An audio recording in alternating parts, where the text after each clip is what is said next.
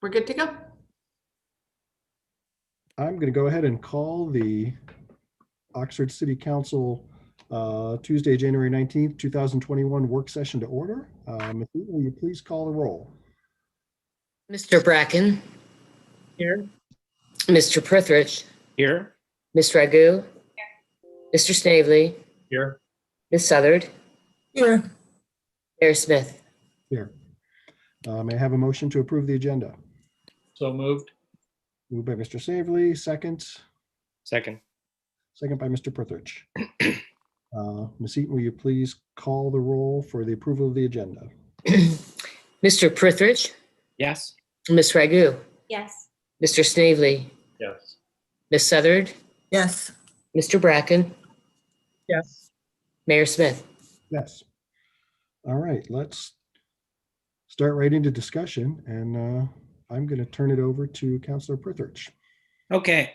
Thank you. And basically what this resolution was my attempt to capture on paper some of the directions that I think we've been heading in terms of developing a process, an annual rhythm that will enable us to move forward continuously. I feel like this council is, we've expressed a common desire to drop, what I'm calling a strategic planning model, where we're looking backwards to see what we accomplished the year prior.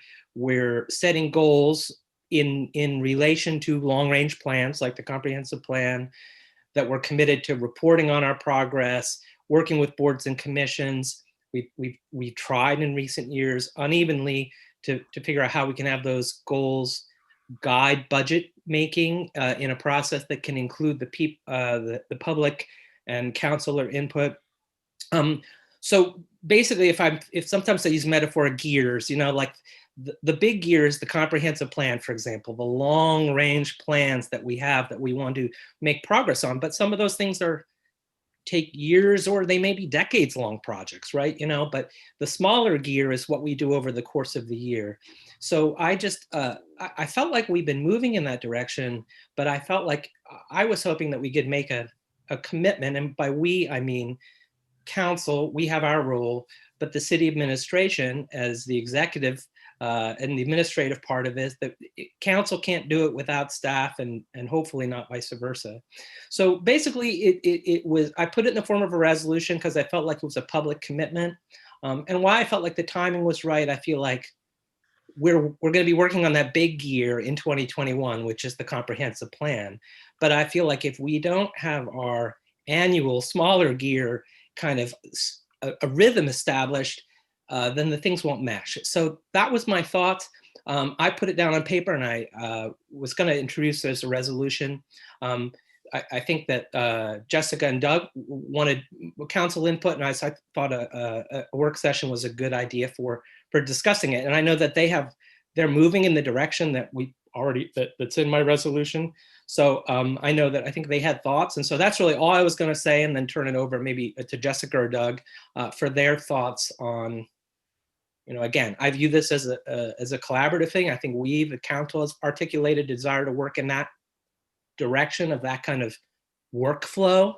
And I think they are too. So thoughts, Jessica or Doug?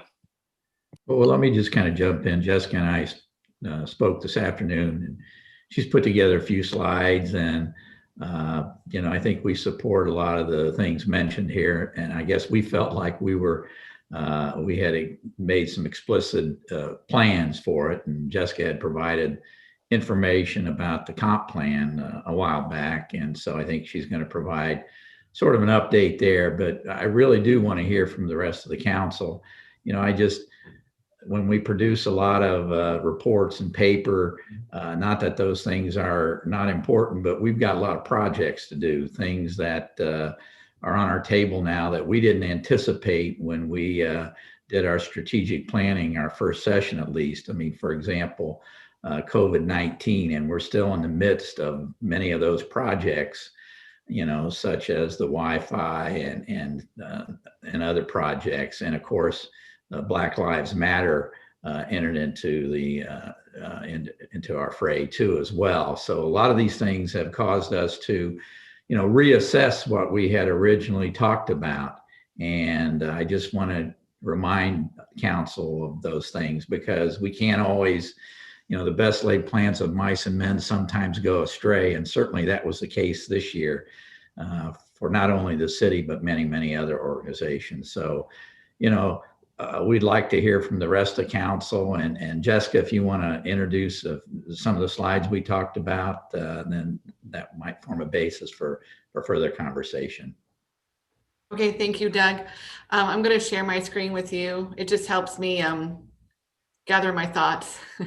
So first, I wanted to kind of just start off by saying, whether you go forward with this resolution or not, I personally support a lot of the things we're trying to do. And some of these were actually on my to-do list in my role with communications.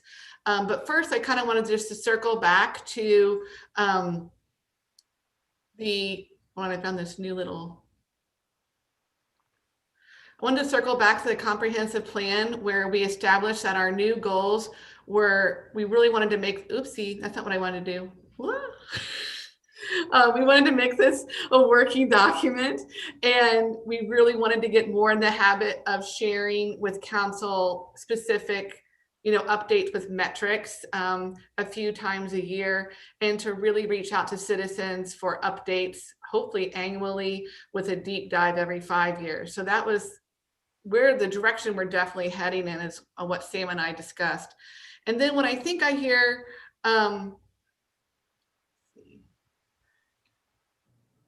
let's see if I can get my slides to progress. Sorry about this. What I think I hear Councilman Prithridge asking is like, okay, but what are we going to do each year? And so I took a stab at drafting. These are what I call Jessica thoughts, but I took a stab at drafting a timeline that I thought we could use. And that would be looking here in January and February. Let's see if I can get this to work. Yeah, January and February, we would do an annual report that would go out. And then the council work session / retreat to review the previous year, and then also identify possible new goals. Not to get sidetracked, but my idea for this particular year is that with COVID, we really got set back on our goal implementation. So I almost would advise we bring forward the 2020 goals and then really get an update on the comprehensive plan. And that is what we do this year, but we can discuss that later. This one I would love to talk about. I'll go through all this and then we can talk. This one I'd love to talk about, but in the resolution, it says, really work with boards and commissions to share council goals. And also, I think you mean get goals from them. So this is a question. Then in July and August, I hope to present to you SMART goal updates from all of us. This is a new idea, to have a public input session in July or August, and/or a survey period to get ideas for the following year. And then another decision point is to host an additional budget work session for council to determine implementation strategies toward goals for the following year. So this would be your opportunity to really share your ideas, and we can help determine what those budget impacts are. And then both the public input and this additional work session would go into that development process. And then it would kind of go back to a normal budget process from there. And that's kind of what I was starting to think about, but wanted to open it up for feedback and discussion. And that's really all I had for this evening. Okay. I really like the thoughts you put into that, Jessica. I think that's kind of, I don't want to speak for everybody, but that's kind of what I've been thinking. We just haven't taken the time to write it down. So,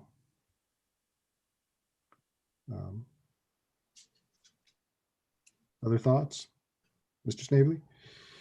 I guess I'd like to know whether David has a problem with what she said, because it sounded pretty reasonable to me. And I guess my only question here is whether this resolution is needed.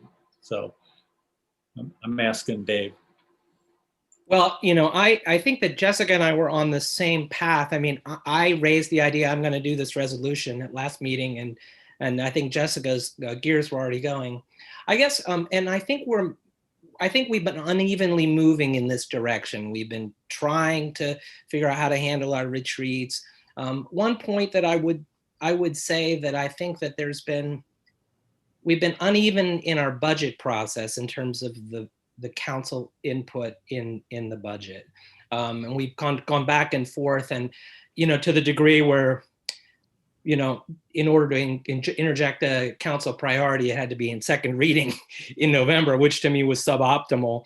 So partly comes out of that. Like, I think we've been doing a lot of these things, but I guess I would like an explicit commitment, for example, to a budget process that's inclusive, and whether that's just like a handshake and we agree, or whether that's a resolution, it probably doesn't make that much of a difference. I mean, the resolution, as I'm putting, it's not super binding. It's more like a set of goals. If we move in that direction, however it happens, is fine with me. But sometimes having something you vote on and put your support behind has its value also. So I don't object to Jessica. She generated it kind of in response to mine, and I think we're arriving at the same place. I saw Mr. Allaby, then we'll come back around to Councilor Ragu. I'll defer to Councilor Ragu. She had her hand up first. Juggling everybody. Thanks, Glenn. Yeah, I'm glad David brought this up. I think this is something that has been a long time coming. I think every year there's been a lot of frustration with what happens with the budgetary process. And I know there's a lot of times where I kind of questioned, is council's role to be figureheads or rubber stampers? So I do think that I'm really glad that the question was brought up. So whether that means it happens in a resolution or kind of as it was laid out by Jessica or something kind of in between, as long as it's something that actually involves input from council early on in the process. And I think that, because I have a lot of friends in other cities that are local elected officials, and they have very clear-cut flow charts of this is where the budgetary process goes. So it's very transparent, and everyone knows, whether you're a resident or you're on council or you're a city staff, this is what happens and this is how it flows. So I think that it would be nice to have that be more transparent, very obvious and easy to understand. And then I know, is Joe? Yeah, Joe's here. The ClearGov software. I know that it was something I had looked up. I don't know if everyone is aware of ClearGov, but it's like a budgetary software. I know they had wanted to set up an appointment with Joe, and I just did like a quick demo with them to see what they're about, because it is a means to have transparency in the budgetary process, because you can see when something was requested, from who, when it was struck out. So basically all of that sausage making is very transparent. So I'm not sure if you met with them yet or not, but it's something to consider, that I think that there's a lot of technology out there that might be beneficial, whether it's that or another way. And I think, to a point made earlier with what Doug and Jessica had said about our goals from 2020 maybe were derailed, I almost don't think so. I think that our goals are always dynamic based on the needs that are present. And I'm really proud of what ended up happening. And I think that I don't feel like there should be any apologies made for what happened at all.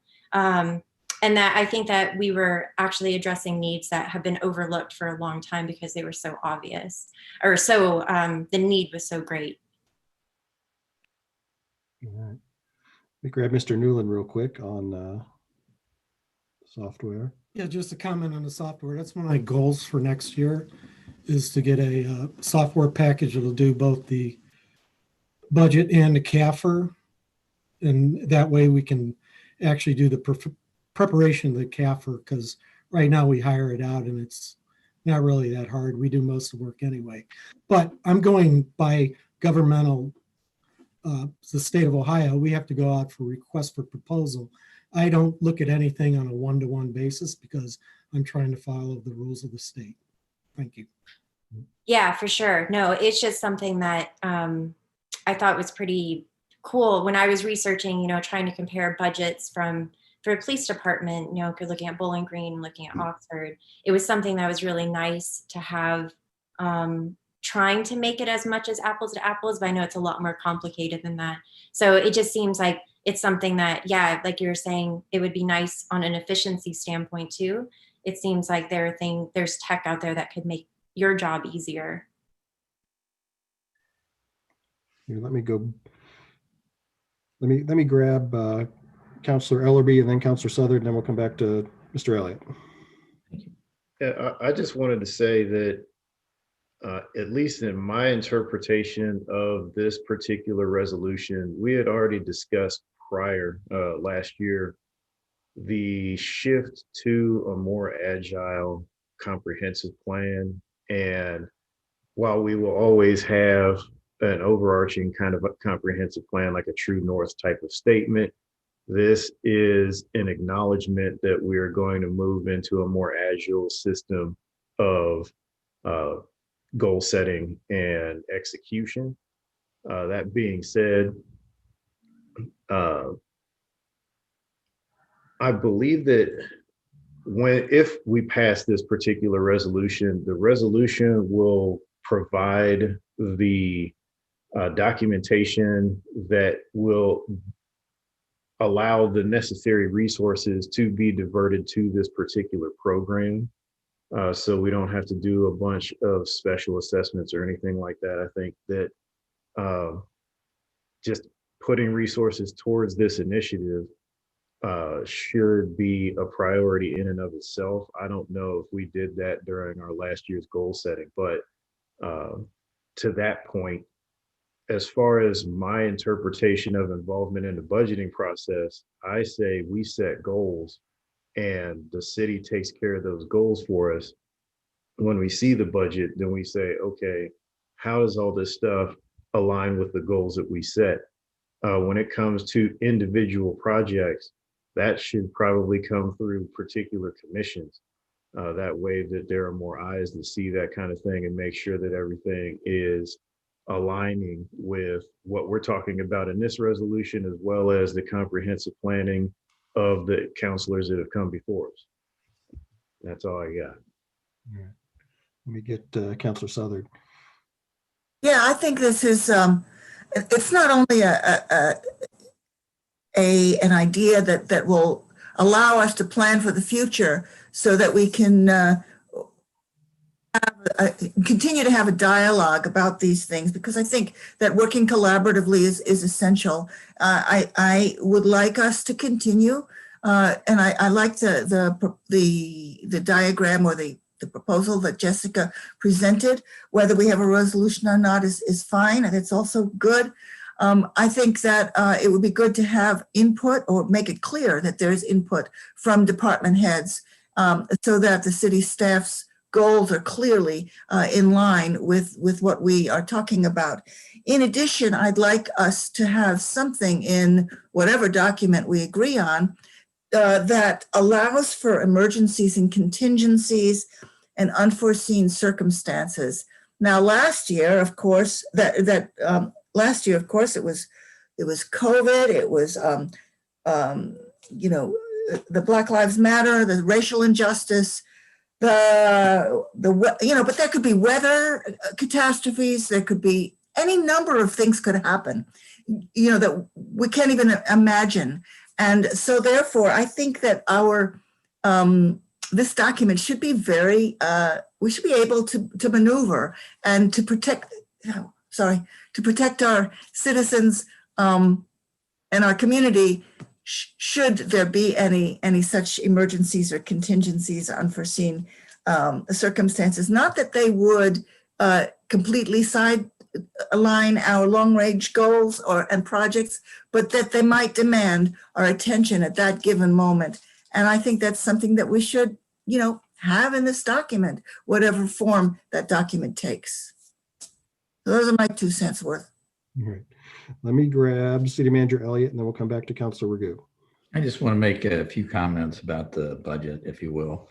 If you'll remember, Joe had passed out a chart that basically showed the discretionary spending that we have available. So, much of our spending goes for existing program and services, personnel services, the people. So, there's not a lot left over for discretionary spending.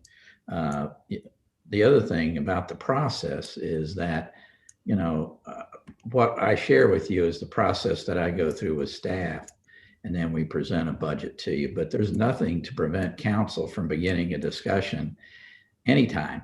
Right after we pass the budget, you can talk about next year's and what you want to spend. And then, if you give us specific projects, then we'll have to figure out how we do those. Do we cut back on some existing programs and services that we provide? So that would be useful for us as well, too. And then, as Chantel mentioned, we addressed some needs that maybe we hadn't in the past, but I need to remind you that, which I know is that we've done that with the COVID spending, COVID funds that we received from the feds. And so we're going to have to decide, are we going to continue, for example, the Wi-Fi program and the cold shelter? I mean, those two programs alone represent $100,000 in cost going forward that we don't have in the budget now. So, you have some decisions to make moving forward. And, unless you give me directions to begin eliminating programs to put that money somewhere else, it will be a challenge. That's all. I mean, just to respond to that, I mean, there are grants from HUD that we could be using to fund the cold shelter and to fund Wi-Fi in our high needs neighborhoods that are currently being used towards sidewalks. Again, not anti-sidewalk, but there are grants out there that could be used for that. Well, that's a good point, but I wouldn't say sidewalks. We're using them for handicapped accessibility. And if that, if we decide that we're going to postpone that goal, that's fine. I mean, that's a decision. You vote on legislation. You can say this next year, we want to stop the handicapped accessibility and we want to address something else. That's fine. But, we need to know that early on. All right, then come back to Councilor Perthrich. So, I mean, I guess what I think that what Councilor Ragu kind of hit on for me is that there would be transparency and clarity to us, to staff, and to the public. How is it that values get translated into action? And to view us as kind of like a hopper, like if they have an idea, where do they put it into the process so that it ends up as action? And I think that as a counselor, it's not even coming in, it's taken me a while to figure out, well, where is the best time for me to interject in the process? And we've done a good job, but I feel like, again, this idea of that if we can develop a process of agreeing on the long range goals, which is what the comprehensive plan is about, but then we have this smaller scale process every year, and that workflow, I mean, I put it in a resolution, but ultimately I would love for it to be on the website so people know how we make our decisions and what sets our, how do we go from big picture goals to budgetary decisions that may involve reprioritization, or how do we end up with a legislative agenda with our boards and commissions? So we have a big goal like carbon neutrality, and how do we work with our boards and commissions so that they're helping move us forward? I put in a resolution because to me, it was the first time I had seen in one place all of the steps. If it's a flow chart we have on our website that we commit to the public that we're going to do this, it doesn't really make a difference to me. I just think it should be clear so it can be accountable to us. Like how much progress did you make on your goals last year, council? Show us. I would like to be able to do that and have a workflow that I understand and the public can understand. So Go back to Assistant City Manager Green. Mr. Mayor, we have about a 5-minute warning. That's that. And then I'll just state that I personally will make a commitment to having, like, when we get our new website, these are the kind of things that we're really hoping to show. And so whether or not you want to do the resolution, I guess I'll go on record of saying, like, I shared these values and goals, and so we'll work that direction. So whether or not you want to proceed with the resolution is up to you guys. But We get Councilor Bracken real quick, and we'll come back to Councilor Ragu. Yeah, I'm in support of this, and I agree with a lot of what David and Glenn said. And I totally trust Jessica and staff right now to move towards this if we weren't to make it explicit. But I think it adds strength to it if we make it explicit, and it helps in the future should we move away from this and future councils need to have more input on that. Because the way it was sort of described was that we might have these big picture goals, but unless we come up with specific proposals to address them, that it sort of sounded like staff wouldn't be working on them. And I know that's not true, but we need to focus on that.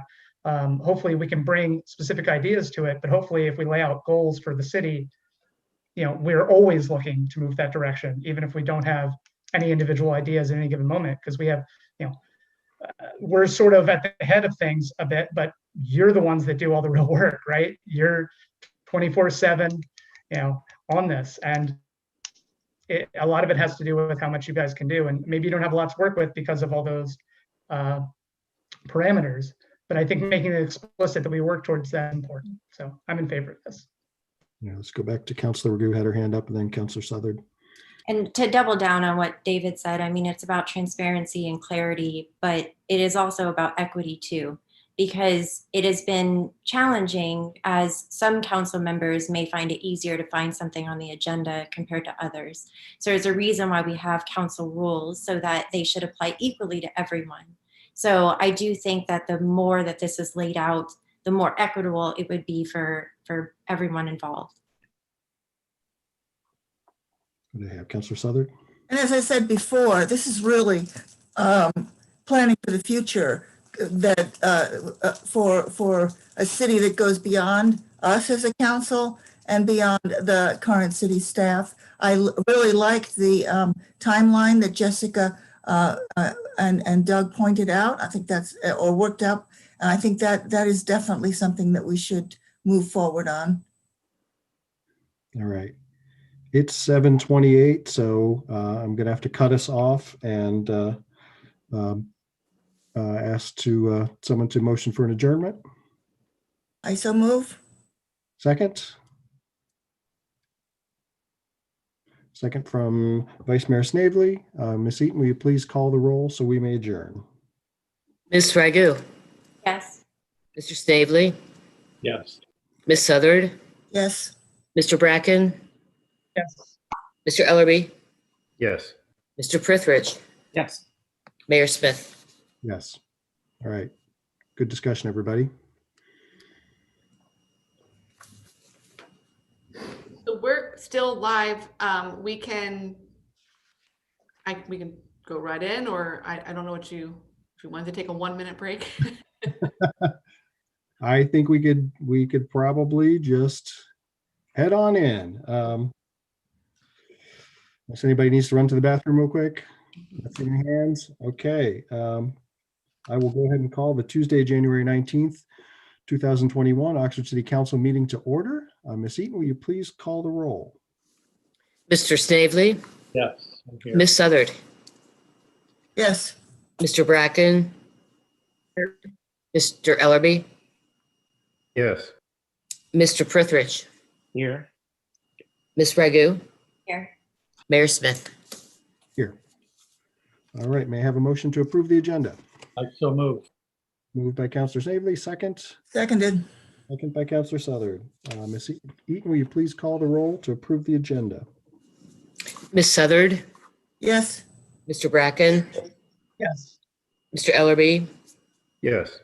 Mr. Prithridge, Yes. Ms. Ragu, Yes. Mr. Snavely, Yes. Mayor Smith. Yes. All right, we'll start with public participation and public comments. Anyone out there wishing to address council on items that are not on the agenda or on the consent agenda, please come forward and state your name and address for the record. Do we have any public comment? We do. It looks like we might have League of Women Voters Oxford. Go ahead. Hi, sorry. I have two Zoom accounts and it should really be Kathy Brinkman who's speaking, even though I signed on that way. It came up with the other. I live at 404 Emerald Woods Drive and I'm speaking on behalf of Oxford Citizens for Peace and Justice. We're in favor of the cold shelter trial program that's been funded by the City of Oxford, but also concerned that it will terminate at the end of February. It's a much needed program and we understand it's being heavily used. We're concerned because March is typically also a very cold month. We'd like to know if funding could be extended for another month, ideally with use of city funds, but failing that, by private donations. It's possible that there are individuals in the community who would be willing to donate to the specific cause of an additional month of cold shelter. If that would be how an additional month is funded, we would be willing to work with the city on soliciting donations. Thanks for the opportunity to speak. All right, thank you. We'll discuss that and get back to you.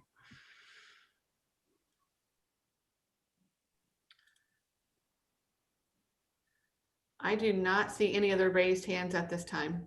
All right. Then we will move along to the consent agenda. May I have a motion to approve the consent agenda? So moved. All right. Motion by Councilor Southard, second by Vice Mayor Snavely. Any items to be removed tonight? All right, seeing none. Ms. Eaton, will you please call the roll to approve the consent agenda? Mr. Bracken, Yes. Mr. Ellerby, Yes. Mr. Prithridge, Yes. Ms. Ragu, Yes. Mr. Snavely, Yes. Ms. Southard, Yes. Mayor Smith. Yes. All right, we will move on to resolutions tonight. Ms. Eaton, you may read the first resolution whenever you're ready. A resolution of the Council of the City of Oxford, Ohio, condemning the unlawful and violent attack on the U.S. Capitol building on January 6, 2021. Move adoption. Second, Seconded. motion by Vice Mayor Snavely, second by Councilor Southard. All right. I would like to read the entire resolution so everyone can hear it before we vote on it. Whereas the First Amendment of the Constitution of the United States of America establishes a sacred right to free speech, peaceful assembly, and peaceful protest. Those who stormed the Capitol building on January 6, 2021, and those who incited them went far beyond anything that is protected by the First Amendment. And whereas it is the duty of all elected officials to speak out and condemn this outrage and to show that those who invaded our Capitol building and those who encouraged them do not represent America. America is represented by millions of free people throughout our land who continue to cherish our land, our freedom, and our right to choose our own leaders. The Council of the City of Oxford, Ohio hereby resolves that, in Section 1, therefore, the City Council of the City of Oxford does hereby join with millions of Americans in condemning the unlawful and violent attack on our U.S. Capitol building and this assault on our democracy. We call upon our elected leaders in Washington, D.C. to launch a full and fair investigation of how this could occur and how it can be prevented from ever happening again in the future. Section 2, this resolution shall take effect at its earliest date allowable by law. So at this point, I would like to ask if there's any public comment on this resolution. I believe there is. Yes, Ms. Brinkman, go ahead.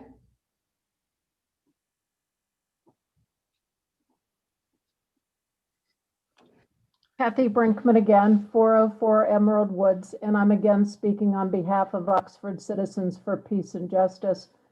We support the resolution that the City of Oxford is proposing tonight, and I'd like to read the communication that our organization sent to City Council members last week, urging that such a resolution be written. The text of that message is this: we, the Board of Oxford Citizens for Peace and Justice, call upon Oxford City Council to pass a resolution denouncing the insurrection and violence that occurred in our nation's capital on January 6, 2021. Our organization was founded with a mission to educate and act locally to recruit and organize a citizens movement with the sustained political power to construct a world of peace with social, economic, and environmental justice. We believe that individuals, organizations, cities, and states across our nation have a moral obligation to go on record in taking a stand against sedition and violence, as well as those who practice it. In doing so, we as a city, as a nation, and as a people send a clear signal that lawfully run elections are a cornerstone of our country, that we will not stand by while such elections are portrayed as unfair, and we will hold accountable all who seek to upend them. That's the end of the communication that was sent, but I'd like to add one more point. The resolution is important for all the reasons stated, and we're grateful to live in a city that is willing to go on record as condemning such actions and those who perpetrate and encourage them. But what's also important to note is that resolutions don't get to the root of what happened and the time leading up to it. The actions of January 6 are unfortunately a continuing theme in our country, and that is the theme of white supremacy, racism, and anti-Semitism. Until these issues are addressed, we will continue to see actions such as these. It's on all of us, individually and collectively, to create a community that values all people and is intolerant of hate and oppression. Thank you for providing the time for us to share our views. Thank you for your comments. Next we have, it says Barb. Go ahead, Barb.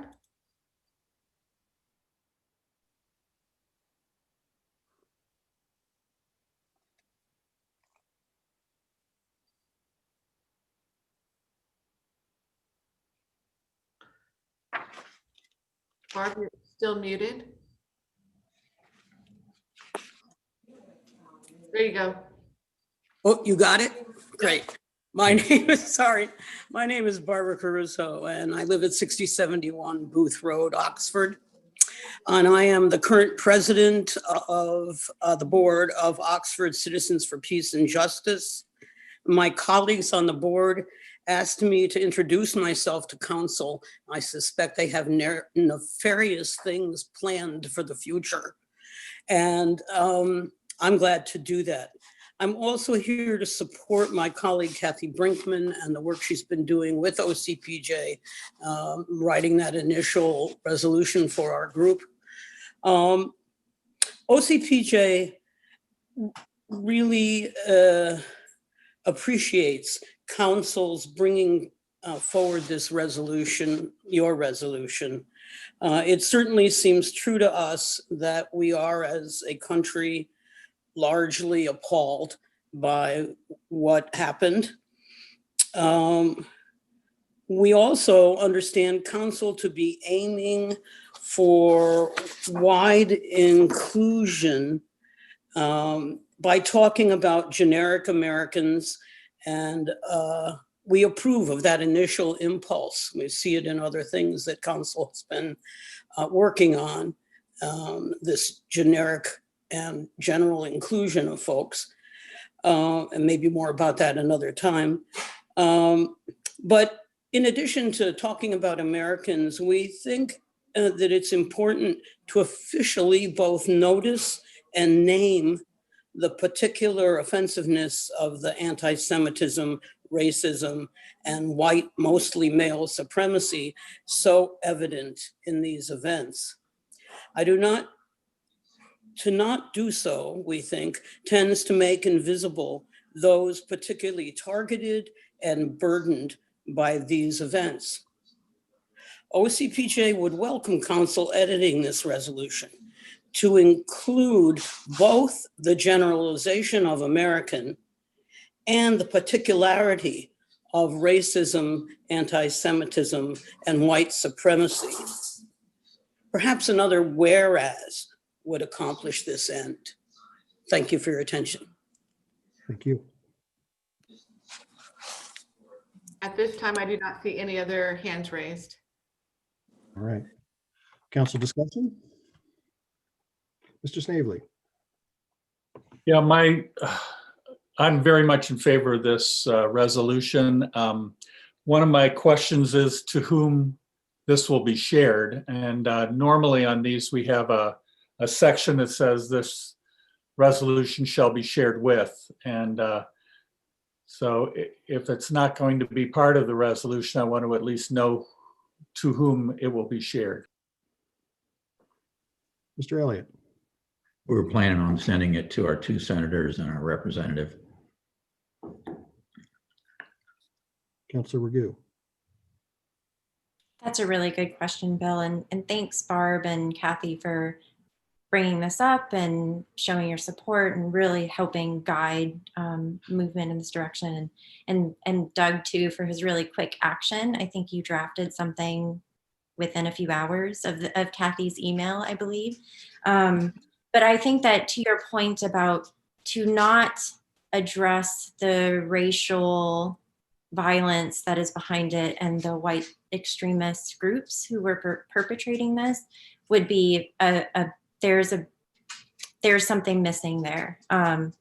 So, and I'm not sure if y'all knew about the Black Lives Matter anti-fascist protest that happened just about a week or so ago, but a lot of the time was spent focusing on stickers that Jason had brought up about the problems with the white supremacy stickers that are being plastered all over campus, less so around the city, because I think that probably city staff and other people are really good about removing them. But that has been I would also pose that this might be beneficial to send to Miami too.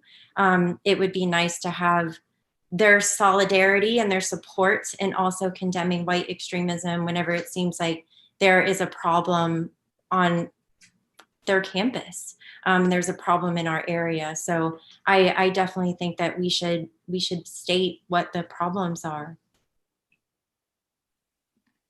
Councilor Southern. I would move that we add to the section 1 just a line after the assault on democracy, the assault on adding some words saying this assault on our people, including denounce. Somehow we have to say something about denouncing anti-Semitism, racism, and white supremacy. Just I don't know where we would put that. Condemning the unlawful and violent attack on our U.S. Capitol building, and its racism, white supremacy, and its white supremacy, racism, and anti-Semitism, and this assault on our democracy. Can we add those few words, and then can we amend the resolution to include those words? And I second that if you need a second. You want to tell us again, Edna, so we can write it down? Glenn, you had something to say? Well, I mean, Chantel seconded it. We want to make sure we get it right if you're going to vote on it. I would suggest that after building, it says, in other words, an unlawful and violent attack on the U.S. Capitol building and the white supremacy, racism, and anti-Semitism, and this assault on our democracy. Would that be agreeable? Yes, we'd be condemning all those things. I think. Right. You get all that, Marianne? Repeat the last couple words. And white supremacy, racism, anti-Semitism. Thank you. Councilor Ellerby. I would, well, speaking to the amendment that we just made, I would like to consolidate the white supremacism, the anti-Semitism, and the other stuff to say bigotry in all its forms. Because they, well, I'm not going to say they, but individuals that I perceived that were inside of the Capitol building represented a lot more than just those 3 forms of bigotry. And I don't want to limit the things that we are talking about.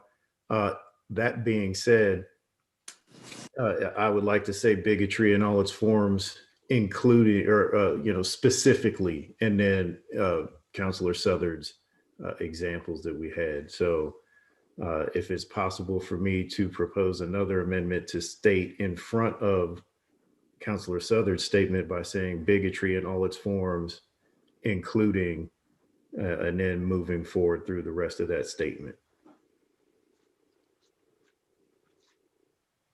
Now, like, along with that, I'd also like to say that that was an insurrection and it was borderline seditious. And hopefully the investigation into this particular action will bear that out. I have seen many protests and many protests get violent. And while I don't necessarily condone violent protests, I understand that they are necessary when other forms of protests are ignored. You know, being Black and especially looking back at 2020 and seeing how people have had to deal with certain things, violent protest, I fully understand. But a coordinated attack upon a federal building with the direct intent to acquire leaders in public office goes back to the reasoning why the Insurrection Act was even formed back in the 1800s. And if you guys want to look up some interesting facts about that, feel free to Wikipedia the Insurrection Act and why it was formed about. I found it ironic that former President Trump used that to try to mobilize the National Guard in Washington, D.C.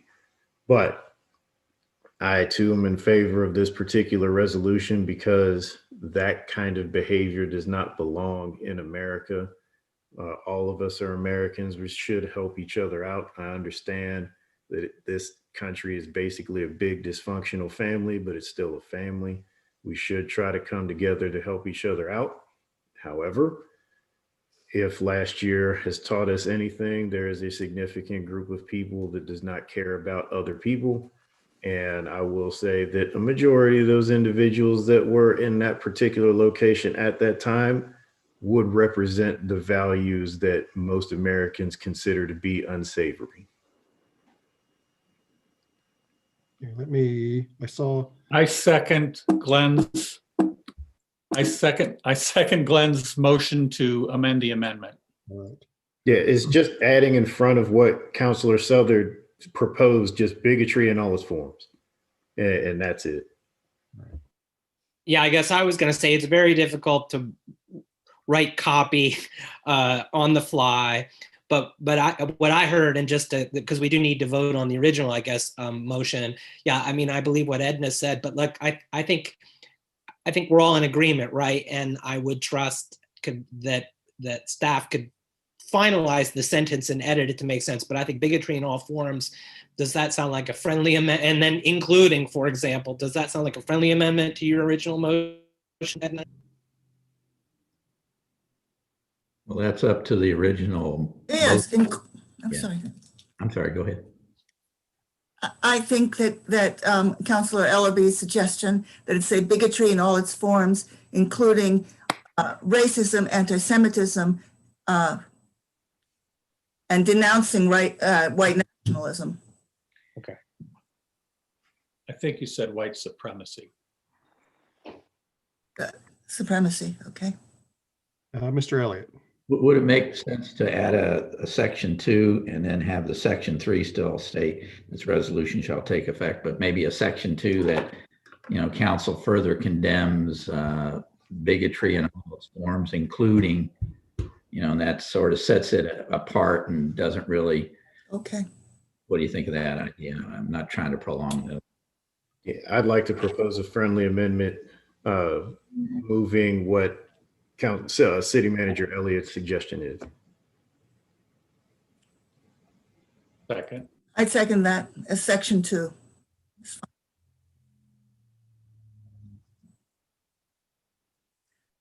So we'll add a section 2 that basically says council goes on record to further condemn bigotry in all its forms, including, help me out, Edna, I forget what you. Racism, anti-Semitism, and white supremacy. Okay. Does that make sense then? That's the amendment. Okay. Can we also send this to Miami just so that they know that that we went on the record saying this? Yeah, sure. Thank you for doing this. And Councilor Prithridge, I got any? Yeah, I don't know whether we need to vote on that separate amendment or we'll just vote on the whole thing. I mean, again, want to reiterate my thanks to League of Women Voters for prompting us to do this. Sometimes because we're the local scale, it seems like those things are in Washington, and there's plenty of mess going on there. But I think it's important that we speak for the people of Oxford. I know that I was involved 4 years ago, as many of you guys were, in drafting up a resolution at the time reaffirming our commitment to civil rights at the beginning of this presidency, because we worried about that, and we're going to end it by denouncing insurrection. So it's been a wild 4 years, and thank goodness it's over starting tomorrow. So again, thanks for League of Women Voters, and as they're speaking for the rest of Oxford, thanks to all of Oxford for trying to, show the model of how things ought to be done in a time when we saw so often how things really ought not be done. So thank you. Right. Yeah, Councilor Southern. Just to make it clear, that was the Oxford Citizens for Peace and Justice that initially sent the memo, the email to all of us, which I then forwarded to City Manager Elliott. That's my mistake. Vice Mayor Snavely. So I think that it's important that we take a vote to affirm this addition to the main motion and then take a vote on the main motion. Yes, would somebody like to make a motion to approve the amendments as presented? Well, I think that's already been done. Okay.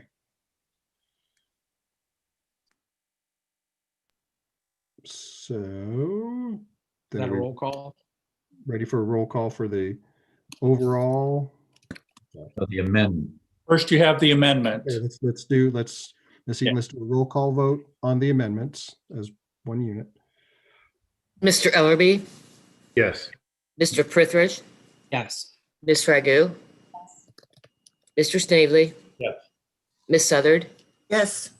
Mr. Bracken, Yes. Mayor Smith. Yes. All right. The amendments are approved. And now we can do a roll call vote to approve the resolution as amended. Mr. Prithridge, With thanks to Oxford Citizens and Peace and Justice, yes. Ms. Ragu, Yes. Mr. Snavely, Yes. Ms. Southard, Yes. Mr. Bracken, Yes. Mr. Ellerby, Yes. Mayor Smith. Yes. All right, that resolution is adopted. Again, I want to thank the city manager for getting on drafting this. And I also want some sponsorship credit to Councilor Southard, who was ahead of me in forwarding email to even Doug to get this moving. So thanks, everybody.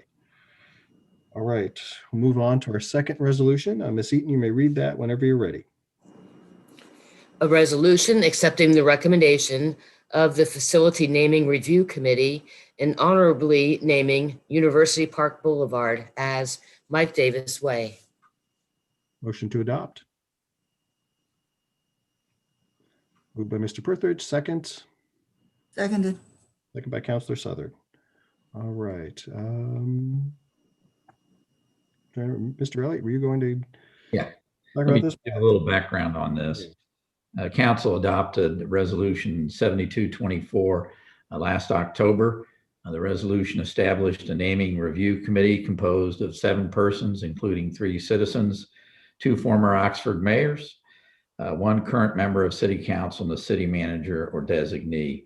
The names were Kevin McKeon, Kate Rumanier as former mayors, Mary Jane Robert, Jim Swans, and Dan Umstead as the citizens, and Mike Smith as a current member of council, and of course myself.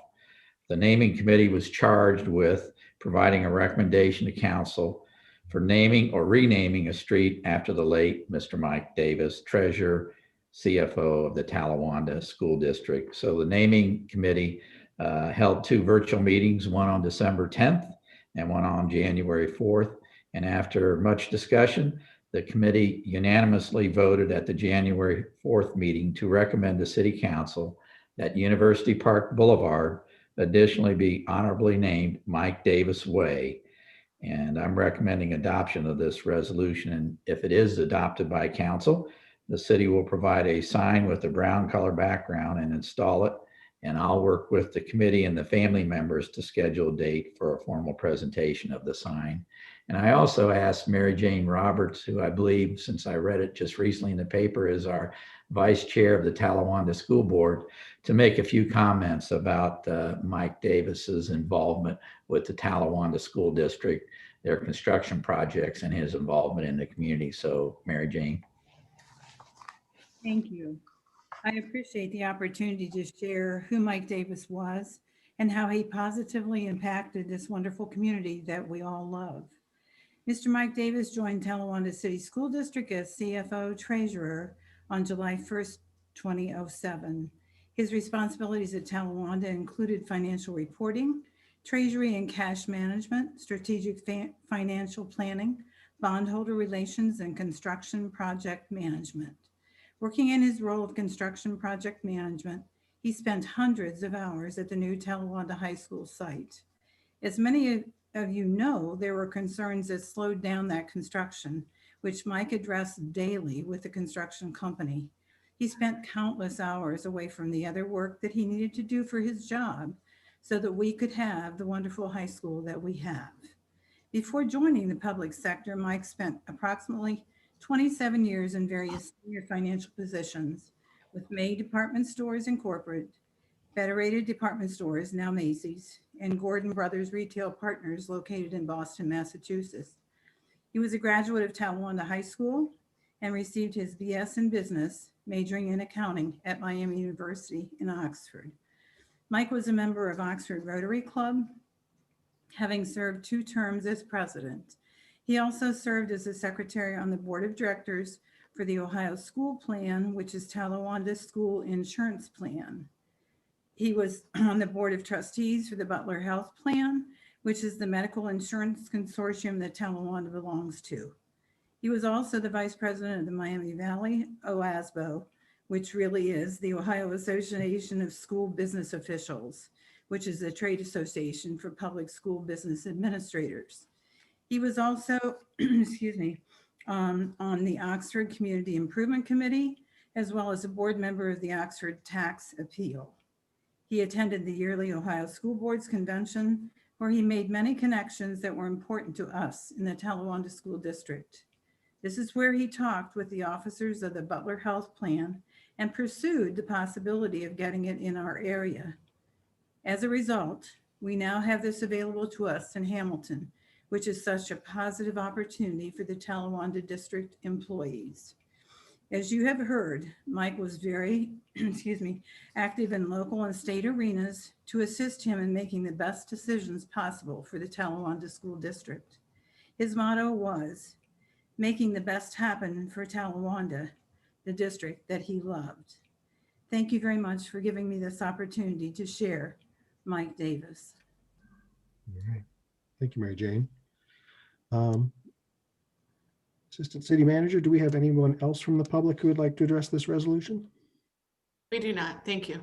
All right, let me open this up to council discussion. I see Councilor Southard's hand. Yeah, I am in favor of this resolution because Mike Davis was a very well-respected and person in our community who made major contributions. And I knew him too, as so many of us did, and was very saddened by his death. But this has been a very bad year for Oxford. We've lost many good people. And so the issue of memorializing people has come up in many contexts. At the senior center, this has come up, and we've been talking about how, for instance, we can remember Paul Schiller, who was such a valuable member, a valuable person for the senior center, in charge of driving people all kinds of places as a volunteer for many years. And so we came up with a number of ways to remember him. And it's been, as I said, it's been a tough year. In addition, and I'm I apologize if I failed to mention some people, but there was Barbara Clausen, there was Dick Nault, there was Yearly Brown, there of the NAACP, there was Judy Trent of the NAACP and the League of Women Voters, and I know I've missed other people who were major community members. So I was thinking that it might be really a good idea to have a list, maybe on our city's website, that would indicate memorial opportunities in town. And I know that Assistant City Manager Green has been thinking about this too.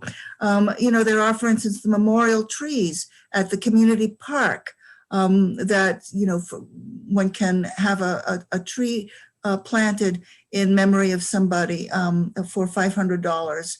There are benches in the park through the Oxford Community Foundation or on the Oates Trail. There are scholarships for students. There, are many other things. There's a memorial garden and tree project through McCullough Hyde. And there are lots of ideas. And, one thing is that we've been talking about, I think, is a pump track at the Tri. I saw that Casey Waddell had put information about that and the idea of raising money for that, which would be it's a looped sequence of rollers and berms. I have to look at my notes here, for bike riders, and it's designed to maximize your momentum so that you can ride it with minimal pedaling. And so they're kind of working on that. They're also working on a pickleball court, and of course, my pet project is a tennis court. So these are all ways. There are also scholarships for the aquatic center. There's so many ways that we can remember people.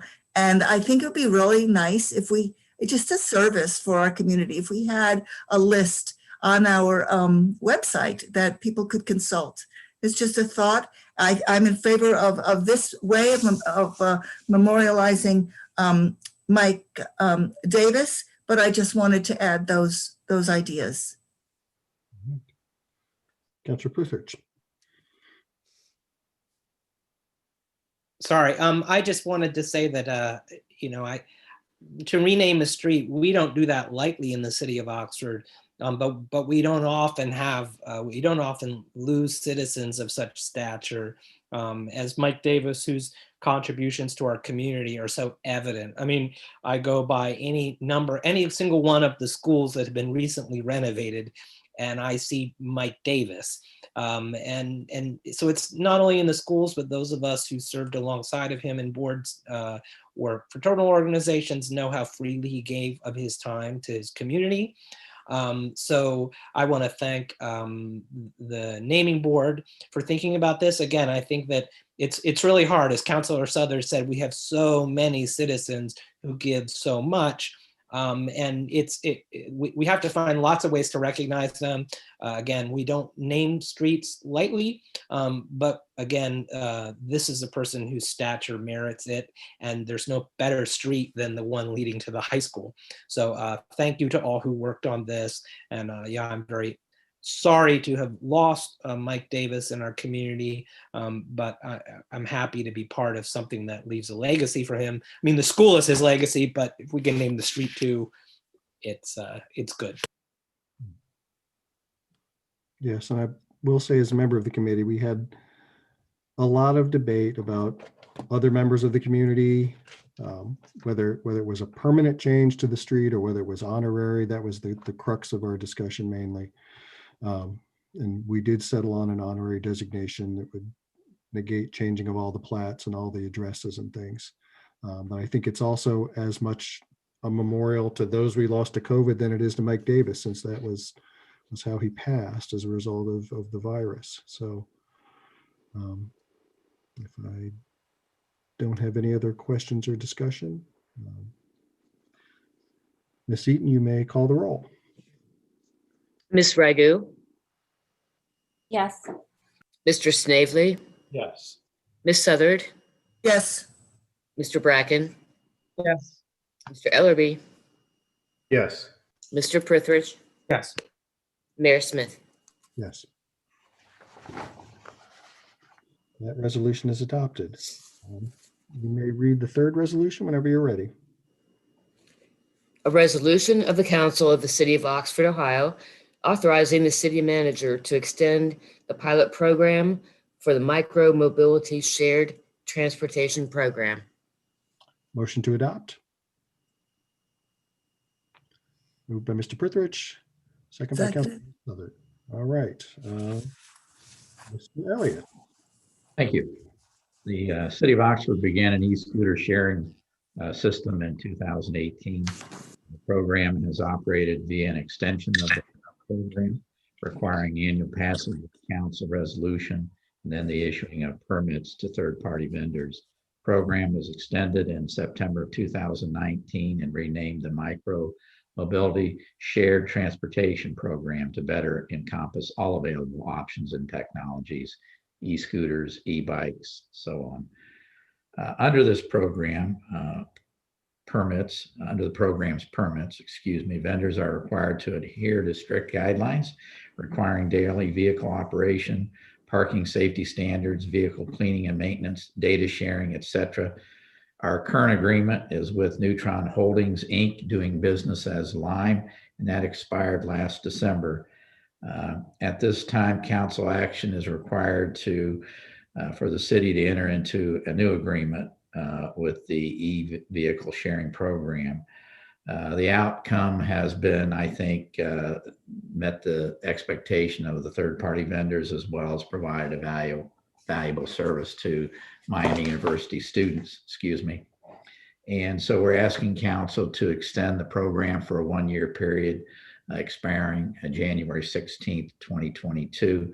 And we had talked about providing language for an ordinance to present to council to codify this, and that would put in place a permanent program that would not require us to come back to city council. But we decided, since they're ready to go, students will be back next Monday, to ask for council for an extension of this program. And unless you have any questions, that's all I have. Thank you. Is there anyone from the public who would like to address this resolution before council? There's not. Thank you. All right. Council questions, discussion. I see Councilor Burgoo's hand first, and then we'll come back to Vice Mayor Snavely. Doug, do you have numbers on how they've done over time? Has it gotten better? Has it gotten worse? Well, obviously with COVID, it really went down the usage. We can see daily usage. We can see where the scooters are. I don't have that in front of me tonight, but I can send it out to you. It had increased, in the first couple of years, but when COVID hit, they basically left. And, it's still been a challenge. We, have to remind them that they need to police the scooters. They keep asking us if they can leave them out all night, and we say no, because we're concerned about a student who has been drinking, getting on a scooter. They'd like to leave them out all night because many of the scooters don't require recharging. So, it does have its challenges, but many students enjoy the scooters and utilize them, and we want to support them. Vice Mayor Snavely. First half of my question, Councilor Raghu asked. The second half is whether we have a record of any citizen complaints about the scooter system. I know that I've heard several complaints about scooters being left in handicap ramps. I just wondered if we keep a record of complaints about the scooters. We do have many of the complaints that we've received, and many of them are where the scooters are left. They start off, in the morning in the right places, and they're all upright, and then they're left on sidewalks, blocking people's ability to walk the sidewalks, or parked at handicap ramps.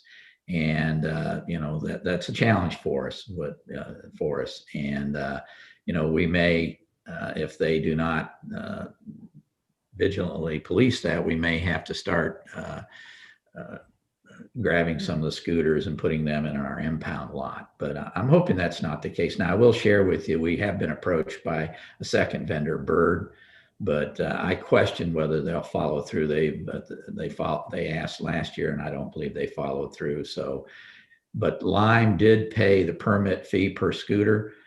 And then all of a sudden COVID hit, and so their business model really suffered under that. And I recognize that it does cause problems for us, but there are other programs like that as well too that provide challenges as well as opportunities.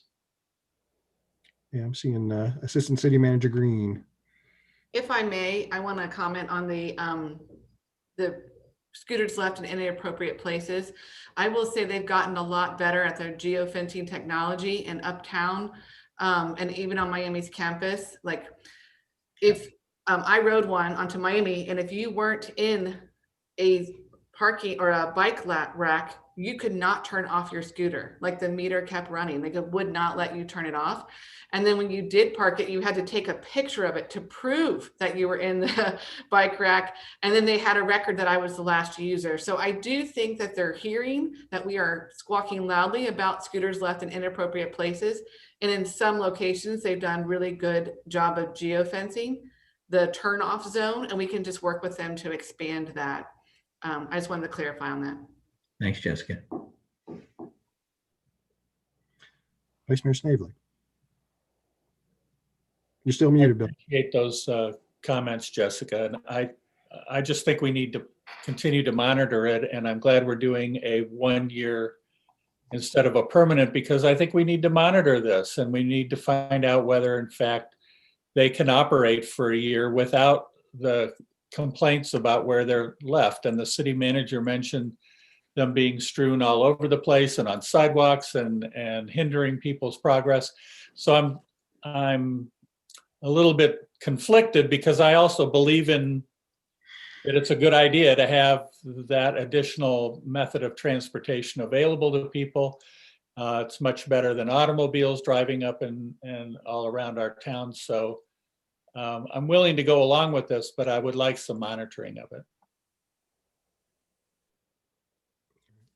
Councilor Southern. Well, this is really in response to a Miami student initiative that really had wanted these scooters. And I think the city has been very responsive in fulfilling that need. It's also a way to reduce the number of cars. So it's very much within our transportation plan. So I think that having, renewing this program is a good thing for our community. And yes, there is the problem of people, dumping them all over the place. And I hope that will be monitored and resolved. So thank you. Councilor Ragu. With the geofencing that you mentioned, that how it's a little bit more sophisticated on Miami's campus, Jessica, was that initiated by Miami? Like, can we initiate them to be a little bit more sophisticated with the geofencing and city limits? They're doing a good job uptown with that same geofencing, because you can turn it off when you get to a bike rack. And so that's a really clear distinction. And that's what Miami University is doing. And I will say it came about because they were just super aggressive with impounding the scooters and really high fees. But they did it with that. They also implemented uptown, and that was when Alan was here. I could ask them about other parts of town, but we don't have as widespread bike racks around town. So that ending spot designation might be a little bit more challenging, but we will work with them on that. I just wonder if there was a higher density of the complaints of it being left in inappropriate places, if those could be our targeted areas. That's a good idea. I could look at that. Yep. All right. There are no further council comments or discussion. Ms. Eaton, you may call the roll. Mr. Snavely, Yes. Ms. Southard, Yes. Mr. Bracken, Yes. Mr. Ellerby, Yes. Mr. Prithridge, Yes. Ms. Ragu, Yes. Mayor Smith. Yes. All right. That resolution is adopted. Ms. Eaton, you may read the fourth resolution whenever you're ready. A resolution accepting the bid and authorizing the city manager to enter into a contract with Sunesis Construction Company for road improvements to US 27 at a cost of $3,332,333.74 plus contingency in the amount of 10% or $333,233 for a total cost not to exceed $3,665,566.74. All right, may I have a motion to adopt? Counselor Pithridge, second. Seconded. Second by Counselor Southard. All right, we'll go to Mr. Dreisbach on this one. Thank you, Mayor Smith. Good evening, everyone. I've got a brief presentation.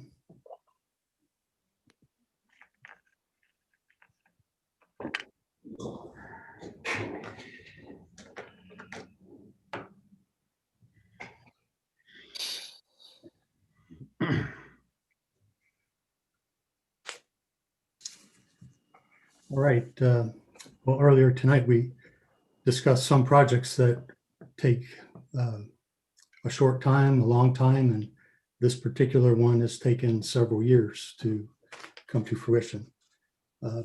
Miami conducted a traffic engineering study with a focus on pedestrian safety, and this was back in 2017. It was not a surprise that we had high vehicular counts along US 27. What was somewhat surprising was the number of pedestrian crossings, particularly along Patterson Avenue and also on East High Street. You can see the numbers there at the East-West Street, where my cursor is East High. And there are thousands and thousands of crossings there every day. There are several sidewalks through the area, many that are not controlled, or pardon me, crosswalks that are not controlled. And it slows down vehicular traffic as well, with pedestrians not being managed as they do all of these crossings. The study looked at circulation issues throughout the campus and city interface areas. Briefly, one suggestion was to make Oak and Maple Streets one way, and they recommended against this, so that idea was dropped. They did recommend a new traffic signal at Campus and Chestnut, and that's been completed. They recommended a three-way stop at Maple and Spring. That's been completed. Patterson pedestrian crossings have been upgraded south of 73. And now we're looking at the High Street corridor, East High Street, from Campus Avenue down to Patterson. And also in this case on South Patterson between High and 73. One of the recommendations was to install raised median crosswalks on both South Patterson and on East High Street. And again, this is a simplified version of what is being proposed, but the concept is the same. At uncontrolled crossings, there would be a place of refuge for pedestrians, along with high visibility markings, and also rectangular rapid flash beacons. In this case, the city is the primary lead for a grant award, bidding, and contract administration. Miami will be the primary for design, construction, management, and maintenance of the improvements when they're completed. A couple of years ago, the city, in conjunction with Miami, successfully obtained a $1 million pedestrian safety grant from ODOT. And in this project, we will also be using a $250,000 grant from ODOT for repaving of the roadway once all the other improvements are completed. The raised pedestrian refuge medians will be similar to those already installed on Patterson Avenue. So there will be management of the crossings and where pedestrians will be able to cross. These will be ornamental with refinements. One thing that we are changing is using smaller cultivars of some plantings in proximity to the crosswalks so that pedestrians are more visible. That was an issue that we had on South Patterson. Existing sidewalks are going to be widened to 12 feet, and where they're in poor condition, they'll be reconstructed. And they'll be removing the number of crosswalks on High Street from 7 down to 4. So this will give vehicles a better chance of traveling through East High Street without having to stop at every single crosswalk for a pedestrian or two.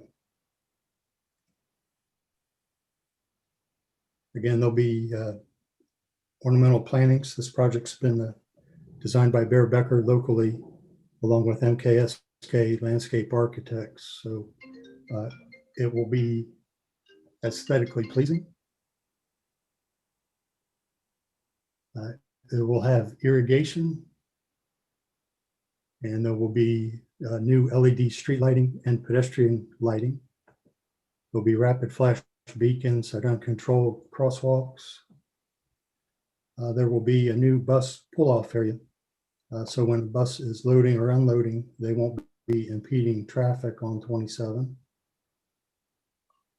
And electronics in the area will be upgraded. One nice thing that we can do is give priority to Butler County RTA and Miami buses so that there's less idle time at red lights. Signals will recognize the transit bus is approaching and can give priority to the mass transit. One concern that was voiced about the design of this project was the inability to have an area for cars to pull over for emergency vehicles. The designers have addressed that with a GPS-based preemption system. So this computer will recognize where emergency vehicles are, where they want to go, and can turn the traffic signals green to clear traffic and clear a path for them, all automatically. Our other preemptive systems rely on acoustics, and when they hear a siren, they can turn green. This is much more proactive and will anticipate movement and clear routes for the emergency vehicles. Included in the contract price will be transmitters for all city police and fire division vehicles, as well as Miami police vehicles.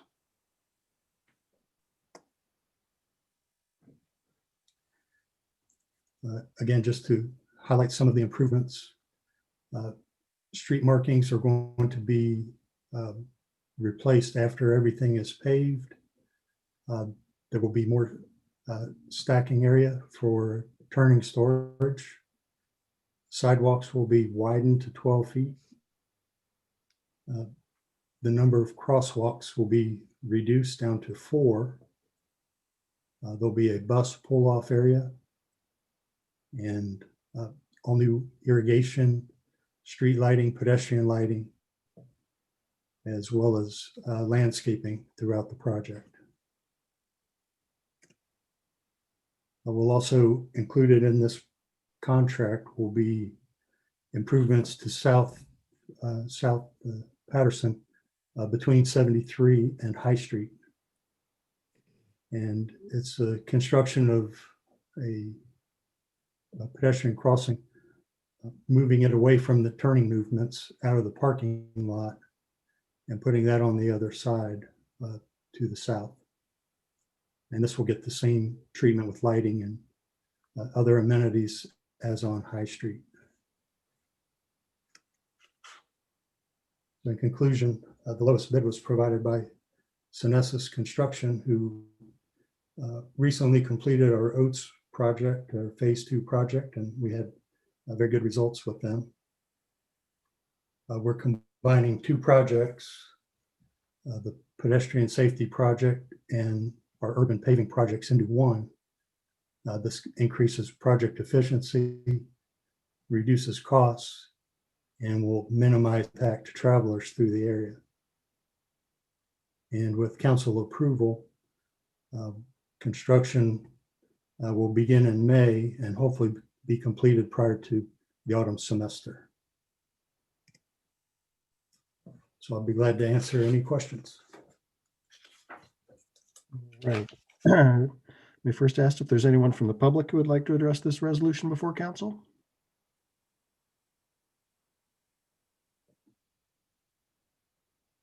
There is. Mr. Flessner, go ahead. Yeah, hi, Brandon Flessner. I live at 5480 Brown Road. I would advise council to table or vote against this resolution, or at least send it to the Parking and Transportation Advisory Board for further review. I think there's a number of issues with it. First and foremost is safety. We've had islands constructed since the summer of 2017. So we've had natural experiments here in Oxford, and there hasn't been any demonstrated safety benefits. I know that the set of islands built on South Patterson Avenue in 2018, and there was never any bike or pedestrian involved crashes along that corridor. I don't know if there has been since, but if there was, it would make it almost, the safety has gotten worse for bikes and pedestrians.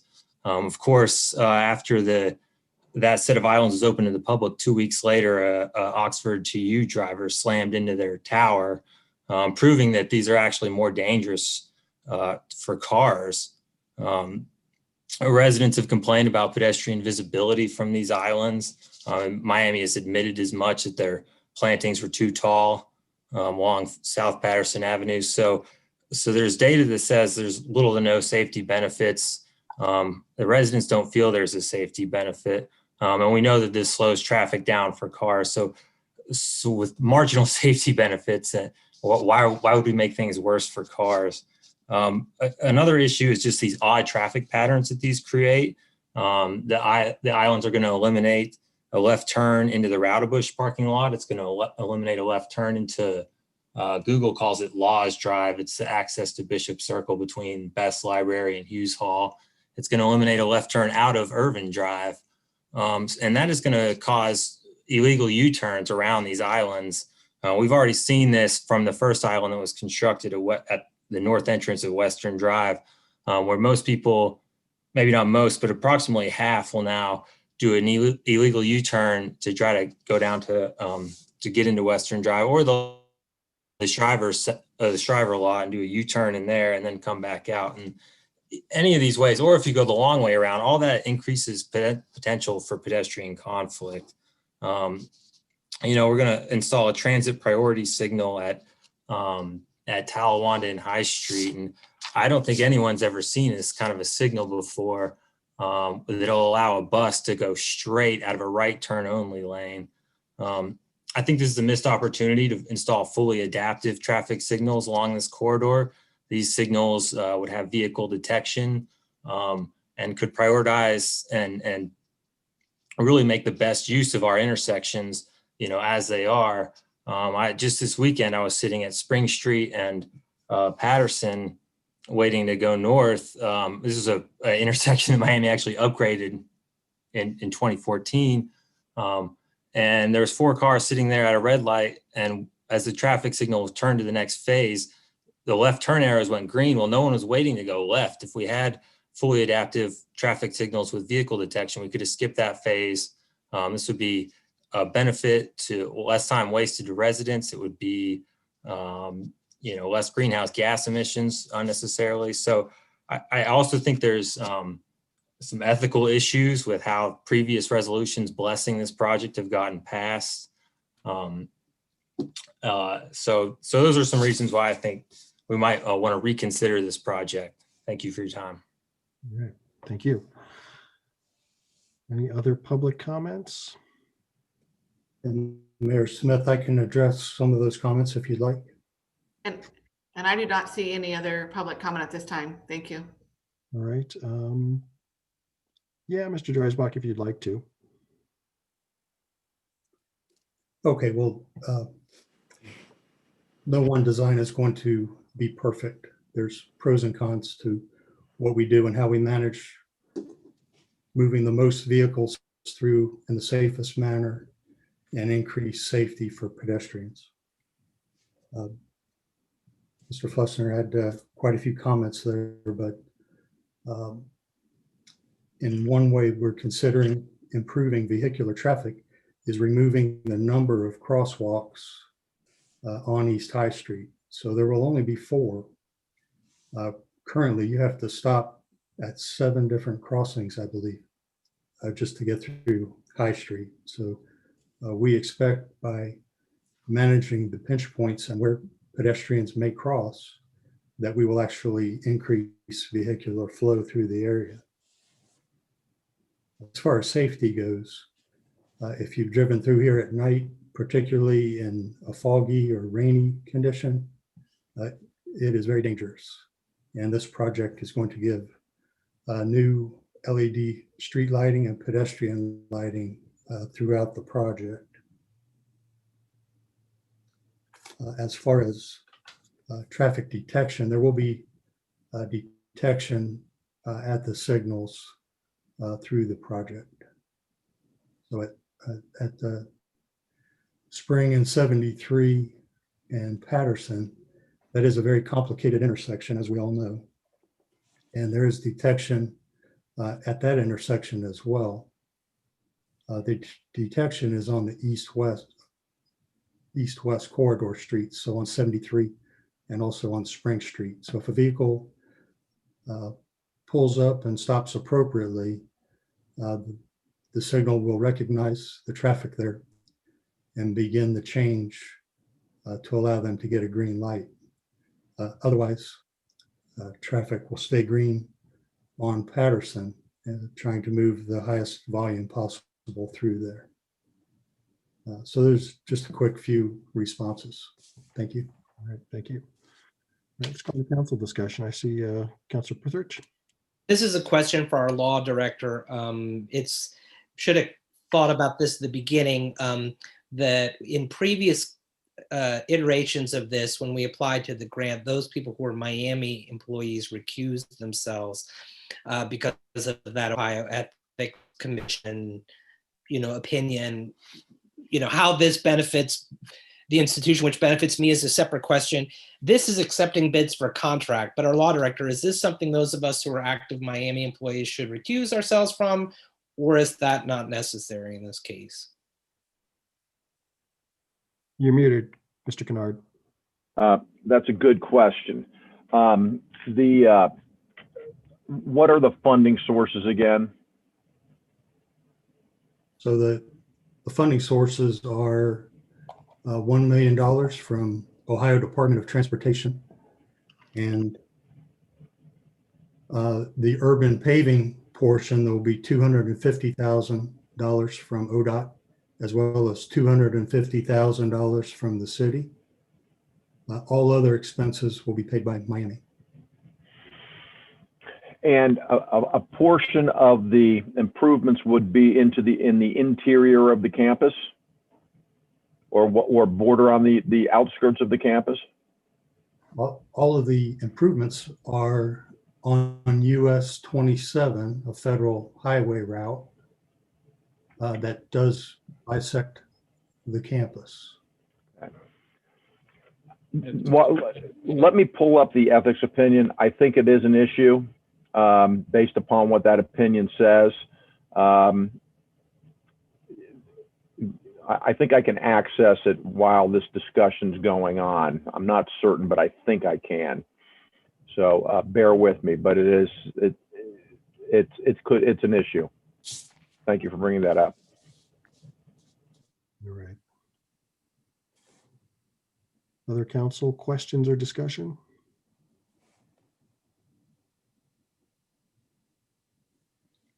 So what is the approximate amount that Miami's paying for this project?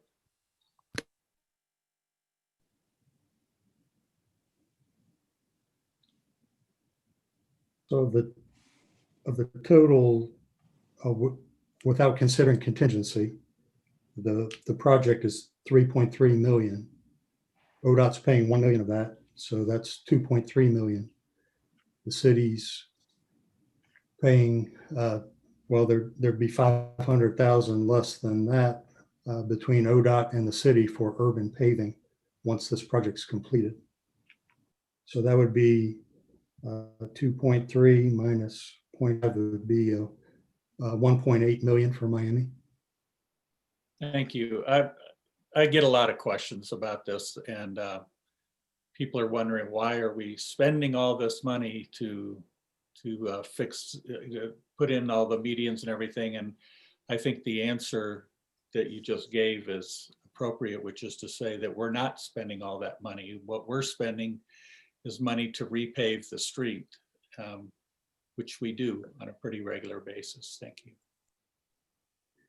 Yes, this has been a difficult project to have the resources match the bid pricing. We've had to go out to bid 3 times, and we've had our pavement suffer because, you know, on a typical cycle, we would have done the urban paving a year or 2 ago because it's in poor condition. But we did want to dovetail this project with Miami and these other resources to really get a good project. And I think we've done so.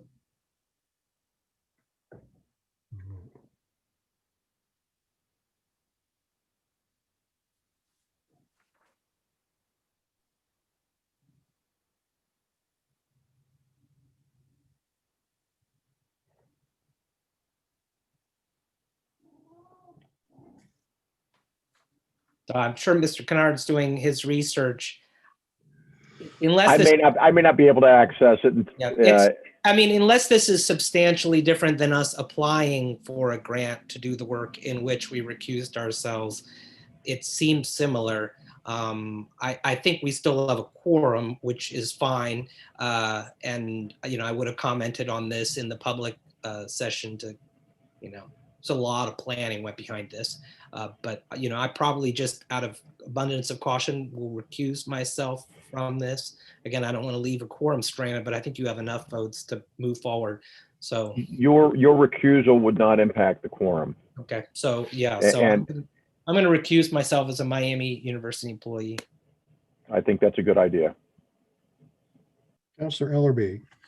I'm also going to recuse myself as a Miami employee. Mr. Bracken. And I don't know where I would stand as a grad student. I'm sort of employed.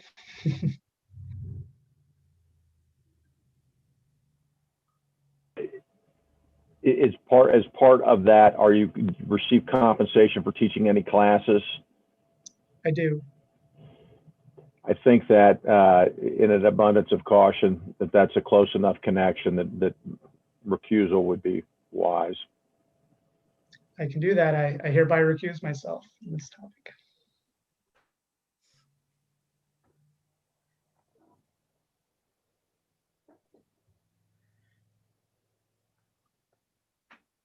So just, I believe I made the motion for this. The original motion was why when I wasn't on top of it, but I believe I did. So I believe, you know, I will, should I retract my motion as someone who's recusing themselves, and someone else will have to. Yeah, I'll substitute for you. Okay. You're going to substitute for me later.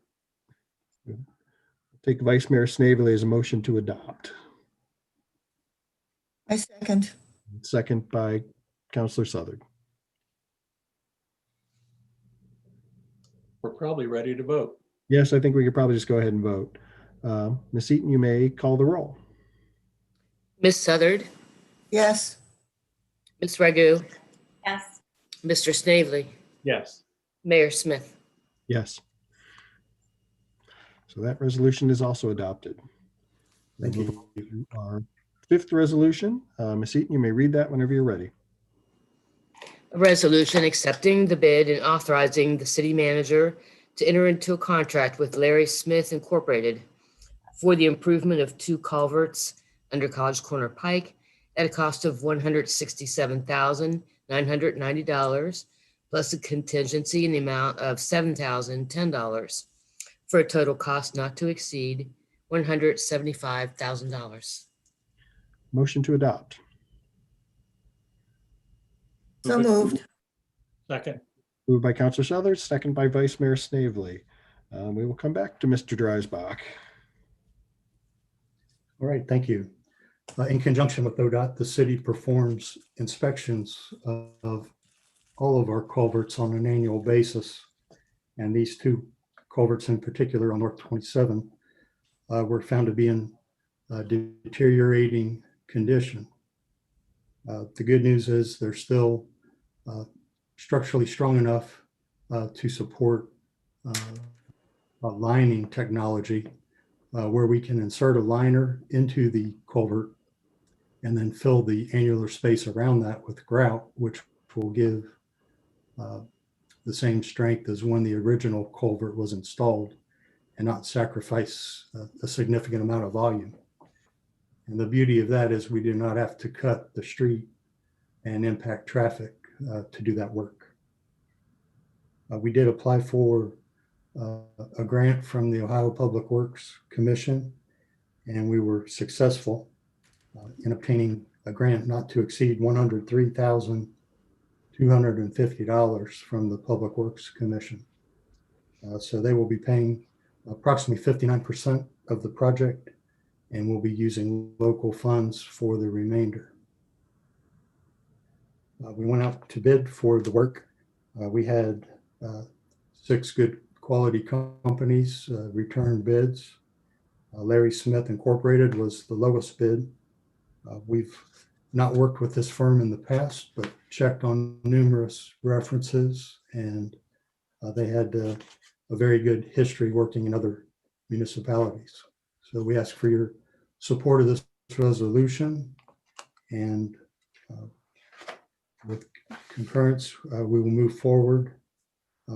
One thing to note is because of budget restrictions, we have a limited contingency in this case of just over 4%. So we will work with the contractor to make sure that we stay within those limits. But I'll be glad to answer any questions. All right. Is there anyone from the public who would like to address this resolution before council? There's not. Thank you. All right. Council questions and discussion? Counselor Southard. Yeah, I had a question. In the packet, there is resolution 7103 that was adopted on September 3rd, 2019. I would like some clarification about why that's there. Is this a different culvert, same culvert? What's the story? Thank you. That's just a reminder that council approved staff applying for this grant. Since it was over 50,000, we needed city council support to do the application. So I included that in the packet. Councilor Prithridge. Since I had to recuse myself on the last one, but these 2 together, I just wanted to express my gratitude to the diligence of service and engineering for getting the most infrastructure for the least amount of money at the highest quality. Yeah, sometimes like when the last one, it doesn't happen the first time, but I think that the quality of our infrastructure speaks to that professionalism. So thank you. If I may, we're very fortunate to have our city engineer, Scott Otto. He's very good at writing competitive grant applications, and he's been successful I don't want to jinx him, but pretty much on anything he touches. So he's a great asset and we're fortunate to have him. There are no further questions. All right, Ms. Eaton, you may call the roll. Mr. Bracken, Yes. Mr. Ellerby, Yes. Mr. Prithridge, Yes. Ms. Ragu, Yes. Mr. Snavely, Yes. Ms. Southard, Yes. Mayor Smith. Yes. That resolution is also adopted. We'll move on to ordinances. We have no first readings tonight, but we have a few second readings. Ms. Eaton, you may do the first, second reading whenever you're ready. An ordinance authorizing the city manager to enter into an easement agreement between the city of Oxford and Veer Investment LLC for a permanent easement over portions of real property as set forth in Exhibit A attached here to and labeled easement number 1 to allow the construction and maintenance of a sanitary sewer system to serve said property. Move adoption. Adoption by Vice Mayor Snavely, second. Seconded. Second by Councilor Southern. All right, I'll go back to Mr. Dreisbach. These first three ordinances are similar. They're all to provide utility easements for new development along South Point Boulevard at US 27 Millville Oxford Road. No changes from first reading. I've had no further comments. All right. Is there anyone from the public who would like to address this ordinance before council? There's not. Thank you. All right. Any council questions or discussion? Is it changed? All right. Ms. Eaton, you may call the roll. Mr. Ellerby, Yes. Mr. Prithridge, Yes. Ms. Ragu, Mr. Snavely, Yes. Ms. Southard, Yes. Mr. Bracken, Yes. Ms. Ragu, Yes. Mayor Smith. Yes. All right. That ordinance is adopted. We will move on to our second reading. Ms. Eaton, you may read it whenever you're ready. An ordinance authorizing the city manager to enter into an easement agreement between the city of Oxford and Hotel Development Services LLC for a permanent easement over portions of real property as set forth in Exhibit A attached here to and labeled easement number 2 to allow construction and maintenance of a new sanitary sewer system to serve said property. Motion to adopt. So moved. Moved by Councilor Southard, second by Vice Mayor Snavely. Back to Mr. Dreisbach. Nothing additional, Mr. Mayor. All right. Is there anyone from the public who would like to address this ordinance before council? There's not. Thank you. I don't think so. Any council questions or discussion? Not seeing any. Ms. Eaton, you may call the roll. Mr. Prithridge, Yes. Ms. Ragu, Yes. Mr. Snavely, Yes. Ms. Southard, Yes. Mr. Bracken, Yes. Mr. Ellerby, Yes. Mayor Smith. Yes. That ordinance is adopted. We'll move on to our third, second reading. Ms. Eaton, you may read it whenever you're ready. An ordinance authorizing the city manager to enter into an easement agreement between the city of Oxford and Hotel Development Services LLC for a permanent easement over portions of real property as set forth in Exhibit A attached here to and labeled easement number 3 to allow the construction and maintenance of a new sanitary sewer system to serve said property. Move adoption. Second. Seconded. Moved by Mr. Snavely, second by Councilor Southard. Back to Mr. Dreisbach. Thank you, Mayor Smith. Nothing additional. All right. Is there anyone from the public who would like to address this ordinance before council? There's not. Thank you. I think so. Any council questions or discussion on this third leg? All right, seeing none. Ms. Eaton, you may call the roll. Ms. Ragu, Yes. Mr. Snavely, Yes. Ms. Southard, Yes. Mr. Bracken, Yes. Mr. Ellerby, Yes. Mr. Prithridge, Yes. Mayor Smith. Yes. That ordinance is adopted. We'll move on to our fourth second reading. Ms. Eaton, you may read it whenever you're ready. An ordinance amending ordinance 3600, supplemental budget ordinance number 1 to make supplemental appropriations for fiscal year 2021. Motion to move adoption by Councilor Vice Mayor Snavely, second. Seconded. Second by Councilor Southard. We'll go to Mr. Newland. Yes, there's just 3 items on this, and I'll just go through them briefly. The first item has to deal with a budgeted transfer to the South Point TIF Debt Service Fund, South Point TIF District Funds. And the total transfers from those funds is $1,475.86. And on the expenditure side, it just shows the decrease in the appropriations from each of the district funds, the amount being transferred to the debt service fund. And again, this was done because we had excess funds last year at the end of the year from the construction fund that went towards debt service. The next item is similar. It's an adjustment to the budget for the appropriations and transfers to the Aquatic Center Debt Service Fund from the general fund. And it is on the revenue side, it would be $12,405.82, and that's transfer from the general fund. And on the expenditure side, it's $12,405.82, and that's for the transfer to the debt service fund. And finally, after the budget was finalized, Miami Little League requested that we accept the registrations this year. It's something we've done in the past, but they brought it back in-house, and now they're asking us to do it again.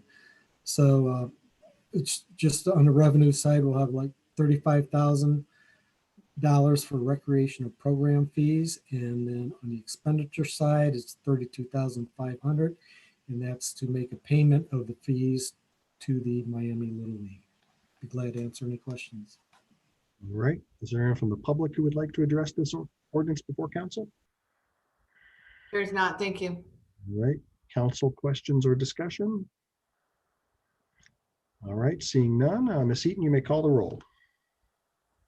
Mr. Snavely, Yes. Ms. Southard, Yes. Mr. Bracken, Yes. Mr. Ellerby, Yes. Mr. Prithridge, Yes. Ms. Ragu, Yes. Mayor Smith. Yes. That ordinance is adopted. We will move on to our second reading. No, excuse me, our 5th second reading. Ms. Eaton, you may read it whenever you're ready. An ordinance repealing Oxford Codified Ordinance, Chapter 1147, entitled Conditional Uses, and adopting new Oxford Codified Ordinance, Chapter 1147, entitled Conditional Uses. Motion to adopt. Moved.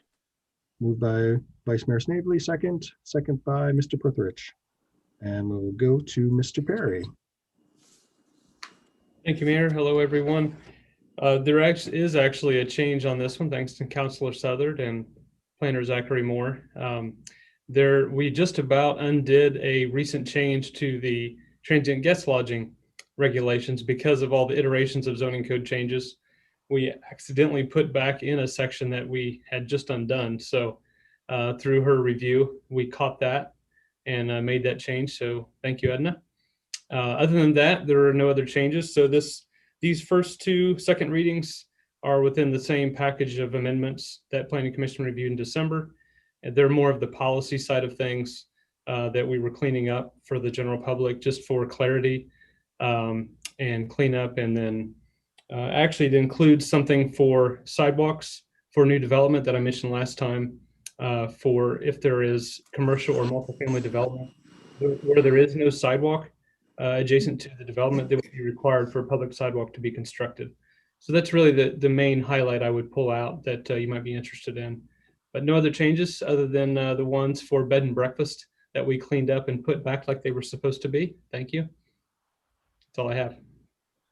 All right. Is there anyone from the public who would like to address this ordinance before council? Not tonight. All right.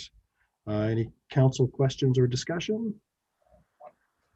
All right. Seeing none, Ms. Eaton, you may call the roll. Ms. Southard, Yes. Mr. Bracken, Yes.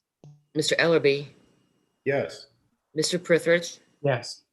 Ms. Raghu, Yes. Mr. Snavely, Yes. Mayor Smith. Yes. That ordinance is adopted. We will move on to our sixth second reading. Ms. Eaton, you may read it whenever you're ready. An ordinance repealing Oxford Codified Ordinance, Chapter 1149, entitled Parking and Site Access, and adopting new Oxford Codified Ordinance, Chapter 1149, entitled Parking and Site Access. Move adoption. Adoption by Vice Mayor Snavely, second. Seconded. Second by Councilor Southard. Back to Mr. Perry. No changes, thank you. All right. Is there anyone from the public who would like to address this ordinance before council? There is not. Kind of figured. All right. Any council questions or discussion? All right. Ms. Eaton, you may call the roll. Mr. Bracken, Yes. Mr. Ellerby, Yes. Mr. Prithridge, Yes. Ms. Raghu, Yes. Mr. Snavely, Yes. Ms. Southard, Yes. Mayor Smith. Yes. That ordinance is adopted. We will move on to our seventh second reading of the evening. Ms. Eaton, you may read that whenever you're ready. Ordinance repealing Oxford Codified Ordinance, Chapter 1141, entitled Accessory, Temporary, and Supplemental and Environmental Regulations, and adopting new Oxford Codified Ordinance, Chapter 1141, entitled Accessory, Temporary, Supplemental, and Environmental Regulations. Move adoption. Adoption by Vice Mayor Snavely, second. Second by Councilor Southard. And we will go back to Mr. Perry. Thank you again. No changes to these next three, 7, 8, 9. This was the more technical side of the two packages that Planning Commission reviewed. So lot coverages and setbacks, lot frontage, porches, stoops, and decks. As Councilor Snavely reminded us last time, that was a hearty discussion on the differences between those, all of those. But ultimately, there were no changes since the first reading. So thank you. All right. I will ask if there's anyone from the public who would like to address this ordinance before council. There is not this evening. All right. Any council questions or discussions? All right. Seeing none, Ms. Eaton, you may call the roll. Mr. Ellerby, Yes. Mr. Prithridge, Yes. Ms. Raghu, Yes. Mr. Snavely, Yes. Ms. Southard, Yes. Mr. Bracken, Yes. Mayor Smith. Yes. That ordinance is adopted. We will move on to our eighth second reading of the night. Ms. Eaton, you may read it whenever you're ready. An ordinance repealing Oxford Codified Ordinance, Chapter 1143, entitled Districts, and adopting new Oxford Codified Ordinance, Chapter 1143, entitled Districts. Move adoption. Adoption by Vice Mayor Snavely, second. Second by Councilor Southard. And we'll go back to Mr. Perry. Nothing further. Thank you. All right. Is there anyone from the public who would like to address this ordinance before council? No, thank you. All right. Any council questions or discussion? All right. Seeing none, Ms. Eaton, you may call the roll. Mr. Prithridge, Yes. Ms. Raghu, Yes. Mr. Snavely, Yes. Ms. Southard, Yes. Mr. Bracken, Yes. Mr. Ellerby, Yes. Mayor Smith. Yes. That ordinance is adopted. We will move on to our ninth and final second reading of the night. Ms. Eaton, you may read it whenever you're ready. An ordinance repealing Oxford Codified Ordinance, Section 1159.05, entitled Definitions, beginning with the letter D. Section 1159.17, entitled Definitions, beginning with the letter P. And Section 1159.20, entitled Definitions, beginning with the letter S, in Chapter 1159, entitled Definitions. And adopting new Oxford Codified Ordinance, Section 1159.05, Definitions, beginning with the letter D, 1159.17, Definitions, beginning with the letter P, and Section 1159.20, entitled Definitions, beginning with the letter S, in Chapter 1159, entitled Definitions. Move adoption. Adoption by Vice Mayor Snavely, second. Second by Councilor Prithridge. Mr. Perry? Nothing additional. Thank you, Mayor. All right. Is there anyone from the public who would like to address this ordinance before council? There is not. Thank you. Council questions or discussion on the definitions? Nope. All right. Ms. Eaton, you may call the roll. Ms. Ragu, Yes. Mr. Snavely, Yes. Ms. Southard, Yes. Mr. Bracken, Yes. Mr. Ellerby, Yes. Mr. Prithridge, Yes. Mayor Smith. Yes, that ordinance is adopted. All right, we'll move on to announcements and communications. And we have under that tonight, a brief discussion about the alternative land use of part of Mary Day Park that was recommended by the Environmental Commission. And I was going to turn that back over to Mr. Dreisbach. Thank you, Mayor Smith. At the January 6th meeting of the Environmental Commission, there was discussion of alternative uses of public lands for the purpose of community gardens, pollinator gardens, and or natural habitats. Mary Day Park was suggested as a potential location, given its relative underutilization as a recreation area, its proximity to parking areas, and proximity to the Family Resource Center, food pantry, and the new proposed TOPS building. Details of this discussion are in the agenda, I believe on page 20 in the Environmental Commission report. A motion was made and approved by the Environmental Commission, and I'll just read it here. It's the Environmental Commission respectfully recommends that the Oxford Recreation Board and City Council consider the alternative land use of a portion of Mary Day Park as a community and pollinator gardens and natural habitats. The Commission further suggests that the Recreation Board and City Council allow time for presentations by three gentlemen from Hamilton that are doing this type of work, Mr. Olson, O'Malley, and Hall. I've included in the packet in agreement with Ray Day, former owner of this parcel, and at the time, City Manager Mark Roth. It details stipulations about the transfer of this parcel, and sections 9 and 10 would be relevant as the city's required to keep use of the land for public recreation and leisure activities. So I personally believe gardening would be considered a leisure activity, but wanted to bring that up as data for your discussion. I'll be glad to answer any questions if I can. All right. Vice Mayor Snavely. So how much of the property are they requesting be used? Because I think there still are kids who play in that area. So how much of it are they talking about using?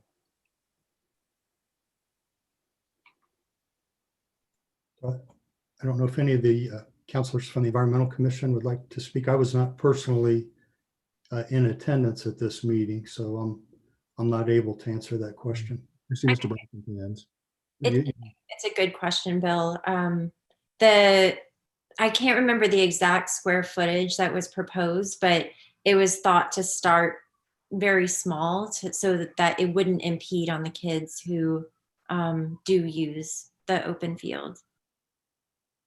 And I didn't want to interrupt you earlier when you were presenting about it, but Mr. Hall is working with the city of Hamilton and lives in Hamilton, and he's already doing these projects around city-owned property. And then Mr. Olson and Mr. O'Malley live in Oxford. They're associated with TOPS and the farmers market. Councilor Bracken. Yeah, and I may be able to add something to that too. I don't think we mentioned the specific square footage, but talking with many of the people just mentioned, several others who were interested in both a food garden and pollinator garden, this could definitely be incremental or it could just be limited to a minimum size that still left plenty of open area for the kids. But this is still very much an open question for those who have ideas around this. They're also open to surveying the stakeholders, those in the mobile home park right there and others in the neighborhood for their input. Yeah, that's a really good point that, I don't think it would be successful if the people who lived in the neighborhood and nearby didn't want it or didn't find it useful. I think the point is to provide fresh produce in an area that might be a little bit harder to come by with fresh produce, and especially with limitations with the food pantry. And my personal take on it was how I'm always thinking about what we can do to try to bring people to Oxford, whether they're visitors or they want to live here, and leaning into the things we have. We have Miami, obviously. We have, a lot of farmland around us, and agritourism is something that is increasingly popular and growing. So with the push of pollinator gardens, which our environmental committee meeting before, Ms. Platt had presented about making Oxford a bee city, there's so much buzz and interest around doing this. So it would be, it's exciting to think of, if not that part of town, but for me, thinking that part of town kind of revitalizing it and trying to draw attention to it that is beneficial for the people who live there, but also might bring people to want to visit that strip mall in that area or that part of town for other purposes. So I think it's a really cool idea to reimagine how public spaces are used and for them to be multifunctional. I agree with that. And this would definitely help us potentially meet the requirements for Bee City certification and Monarch certification, which is something that we've also been discussing. Then we get Councilor Perthridge. So just in general, I support the idea of optimizing our public lands that we own for ecological value. I mean, I think we are going to need to start to look at the potential for carbon storage with how we manage our lands. So in general, I'm a huge proponent of this, particularly when we're talking about underutilized turf areas that we're mowing just because it's the most efficient way to manage it. And so I think in general, this is direction I'd love us to move in, and I really welcome that recommendation. Because I think it can be done in a lot of places in our public lands without impinging on the active recreation. I think we can have active recreation areas, we can have wooded areas, but we might have transitional areas that are things like this. I will say that these things are easier said than done. As a person who wrestles with my own native prairies and the invasives, it takes a management strategy. And if you garden, gardening takes a management strategy. So I guess what I would love to do is for the Environmental Commission to work with, I'm thinking, for example, with Parks and Recreation, because it would take some know-how on like what's the best planting, what's the best how can we manage it in a low impact kind of way so we're not just weeding invasives out of it forever and ever. So I think it has to have the key stakeholder here is like Parks and Recreation, for example, or I guess the city service department. You have a Parks and Recreation manager who works with, anyway. So I think that's good, but that person has to be on board from the get-go in terms of piloting so it can be done right. Because if it goes badly, then it's not going to be successful. As far as the gardening as a kind of a separate animal, that's where I think, again, you need a stakeholder. And if TOPS, for example, could be a partner and the key kind of manager of that kind of project, I think it could work. So I want to do it so it succeeds, but that may take care in figuring out the managerial, like who's going to do what are the expectations, how do we do this in a right way. So if it takes a little bit of time to research the ways to do it, because if it works well, ideally we could scale it up. I think I've always thought the community park there's a lot of marginal areas that would maybe be great to not have to mow every week if we could. But again, you have to have a strategy for doing it right. So I support this in theory, but not unless the Parks and Recreation or Service and Engineering are brought have buy-in from the get-go on how to do it, and that we also do have some kind of stakeholder like tops that can make sure they're on top of it. So in theory, I'm on board with it. I think Mary Day could be great, but I want it done carefully so it succeeds and we can scale it up. Yeah, let me, I see Mr. Dreisbach's hand, so let me go to him. I would concur that this area is underutilized at times. Kids do play ball games out there, but the drainage in this area is very poor, and it will not support gardening in its current state. So just so council is aware, if we go in this direction, it's going to take, I'm not sure of the number, but it's going to take, I would guess $10,000, $15,000 off the top of my head to improve the drainage out there to support gardening activities, or some type of raised planters or something of that nature would have to be constructed, because in its current state, it will barely support turf grass that we do mow. But improvements would need to be made if we're going to try to do this successfully. And I liked what when Mr. Hall was working with the city of Hamilton, they gave him 3 stipulations, and one of them was it must save money if this is going to work. So, and I thought that was such a interesting part of it, that the idea would be in this area, you know, if there isn't good drainage, what native plants were there before we turned it into grass? You know, so what could we do that would save time and pesticides and maintenance? So yeah, there was a lot of talk about really wanting this not to be a burden on city time or staff, and for it to be volunteer-led and having a lot of buy-in from the community. So, and I think that especially with Ms. Platt presenting and then Mr. Olson and Mr. O'Malley coming in afterwards, there's just a lot of interest in moving this direction. And so I think that it would be ideal for us to work with what we have instead of having to do anything drastic to the land that's already there. All right, Mr. Bracken. Yeah, I was just going to add to what Chantel said. Yeah, in terms of before this presentation on Mary Day Park happened, our Bee City presentation, we talked about not burdening staff because we're pretty filled up. And the idea was that, you know, we could definitely move forward in this if we have stakeholders who are willing to set forth things that they can handle indefinitely going forward, that they'd have responsibilities they know they'd be set to doing. And so we have a spreadsheet of the things we need for bee certification, and we have ideas of people who might be interested in helping that. And right now we have a lot of people interested, but still more to go. But that is definitely part of our plans going forward, if this works. All right, Councilor Southard. Yeah, I have seen pollinator gardens that are basically a little sort of maintenance free, you know, milkweed that keeps coming up year after year, for instance, and, you know, that requires only minimal maintenance. And it's also a tremendous opportunity for education about pollinators. However, that's why I'm uncertain. This seems to be I'm unclear, really. On the one hand, you're talking about supplying fresh produce and food for people. On the other hand, you're talking about, you know, possibly a self-sustaining pollinator garden. And as I'm not sure I understand.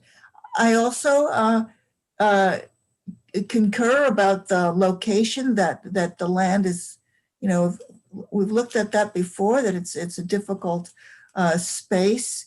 And there was, you know, getting the volunteers, if it's going to require volunteers, that could be, you know, a problem. So I'm really asking for your input on those questions.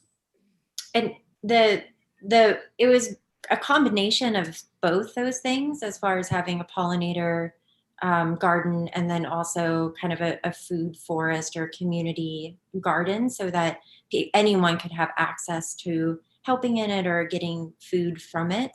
But I think that was the point of getting more information. That's why Environmental Commission said to have a presentation involving Parks and Rec, and then also towards council itself. So these aren't all the answers. This is just something that we discussed in Environmental Committee on 2 separate meetings. Let me go down. I see Mr. Waddell's hand up. Yeah, good evening. Just a couple thoughts and comments. Initially, I agree that gardening can absolutely be a leisure activity. It would fit within the scope of the park. I also agree that repurposing public land into something like a produce garden is a good use of space that may be underutilized. And I still think there's plenty of green space left available if we do that. I think we should maybe ask the Resource Center. I think at one point they had a community garden, or maybe they still operate one, and get some feedback on how it's going and how well it's managed, and if it's time consuming, and who's behind that project, and make sure there's not some sort of partnership option that could happen there. I also have some initial concerns about a bee pollinator garden in a public park. And maybe there's some management answers to this, but I would have some concerns about kids playing in a public park where there's also a garden that's designed to attract bees, and are there any issues with that? And I have a lot to learn about bee pollinator gardens, but in general, it would just be a concern for us to look into. But this has not gone to the Recreation Board yet. We'll meet again in February, and if council would like, I'm happy to take that to the Recreation Board and ask for advice. All right. Let me get Vice Mayor Snavely, and we'll come back to Councilor Bracken. Well, I'm generally in favor of the project. I think it's a good project. But I think that maybe the parties that are interested in it and working with the rec board and other TOPS and other entities that might be interested and involved, I suggest that they get together, talk about it, come up with a proposal, and then bring it to council and let us support them if we can. All right, Councilor Bracken. Yeah, that was actually discussed by the groups we're talking about right now. So that might be in the future, as long as we welcome that on council. And also getting back to Casey. So some of the people we're talking about are already associated with the community garden that does exist with the Family Resource Center, but they wanted to expand that. So Scott O'Malley in particular is doing that work and would like to see it expanded. Getting back to Edna, there are some opportunities for education we talked about too, both with Miami in several ways, Institute for Food, and also things in geography, because people like Hayes and Donna do great work with environmental classes each year. So there might be a chance for volunteers in maintenance and some volunteers going forward, and maybe hopefully indefinitely with various groups that are interested in sustaining this. All right. I think what I'm hearing overall is support. We just have to work out some details. So, all right, we'll keep working on it. I'm glad we talked about it. All right. At this point, we will go on to announcements, communications, and I will turn it over to City Manager Elliott. You're on mute, Doug.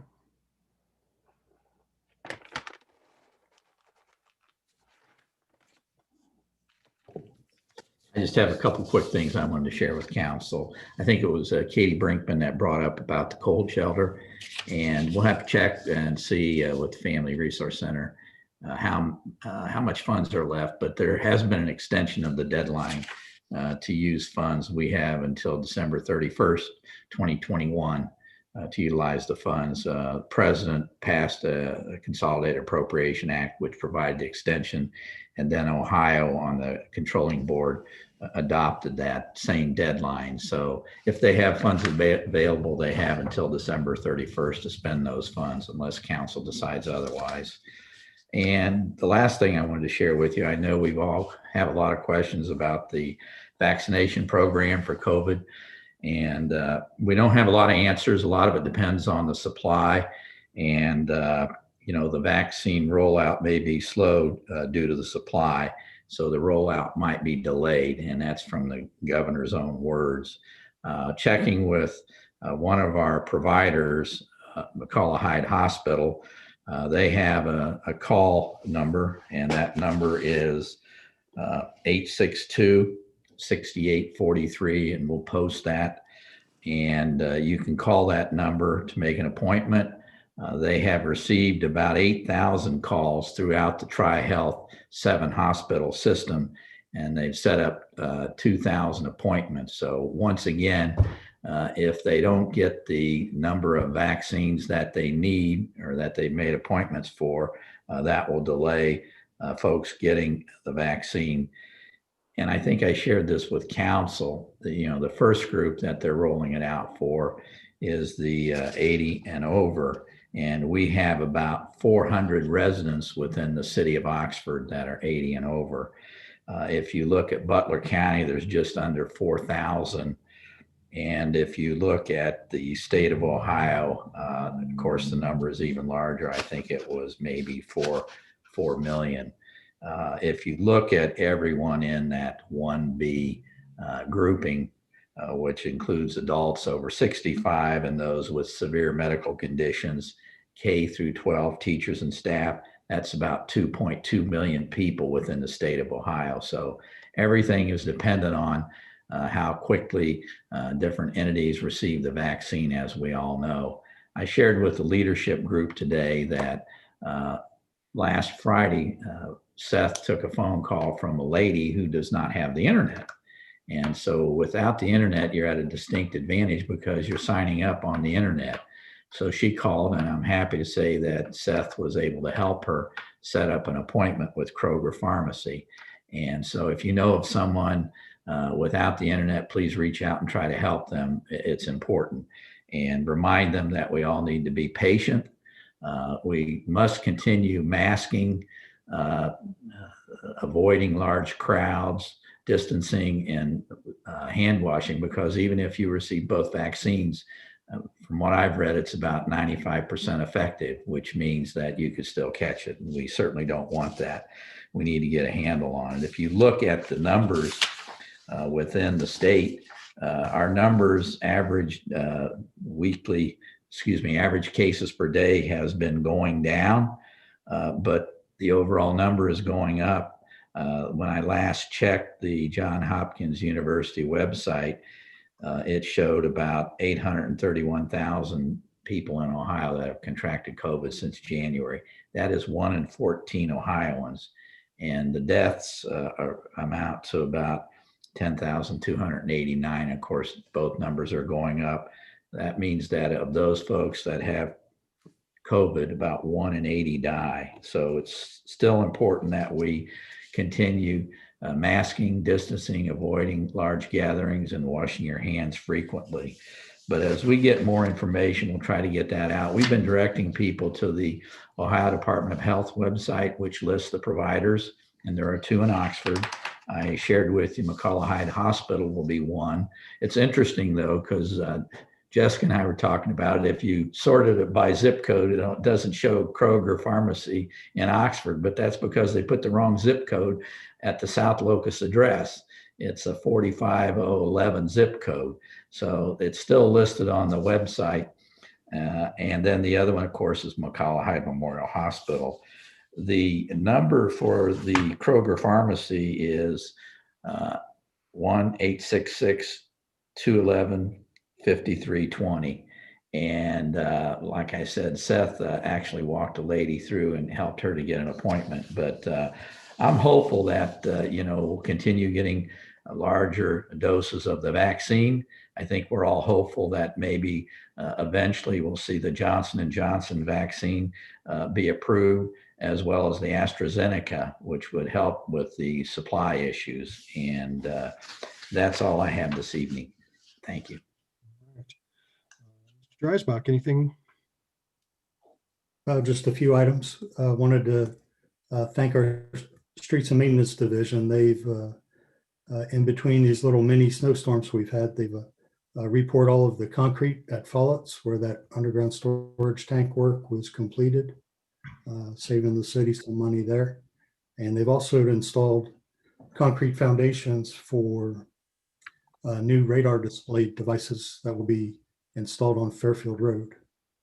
So we'll be working with the Division of Police to have some more enforcement out there, and drivers will be reminded of how fast they're going on these displays. And then finally, work is complete at High and Patterson. We did some brick maintenance work there on the southwest corner. So we are done there and out of the way for Miami's new semester. So thank you. Chief Jones, anything tonight? I'll take a pass tonight. Thank you. All right. We will go to Mr. Newland.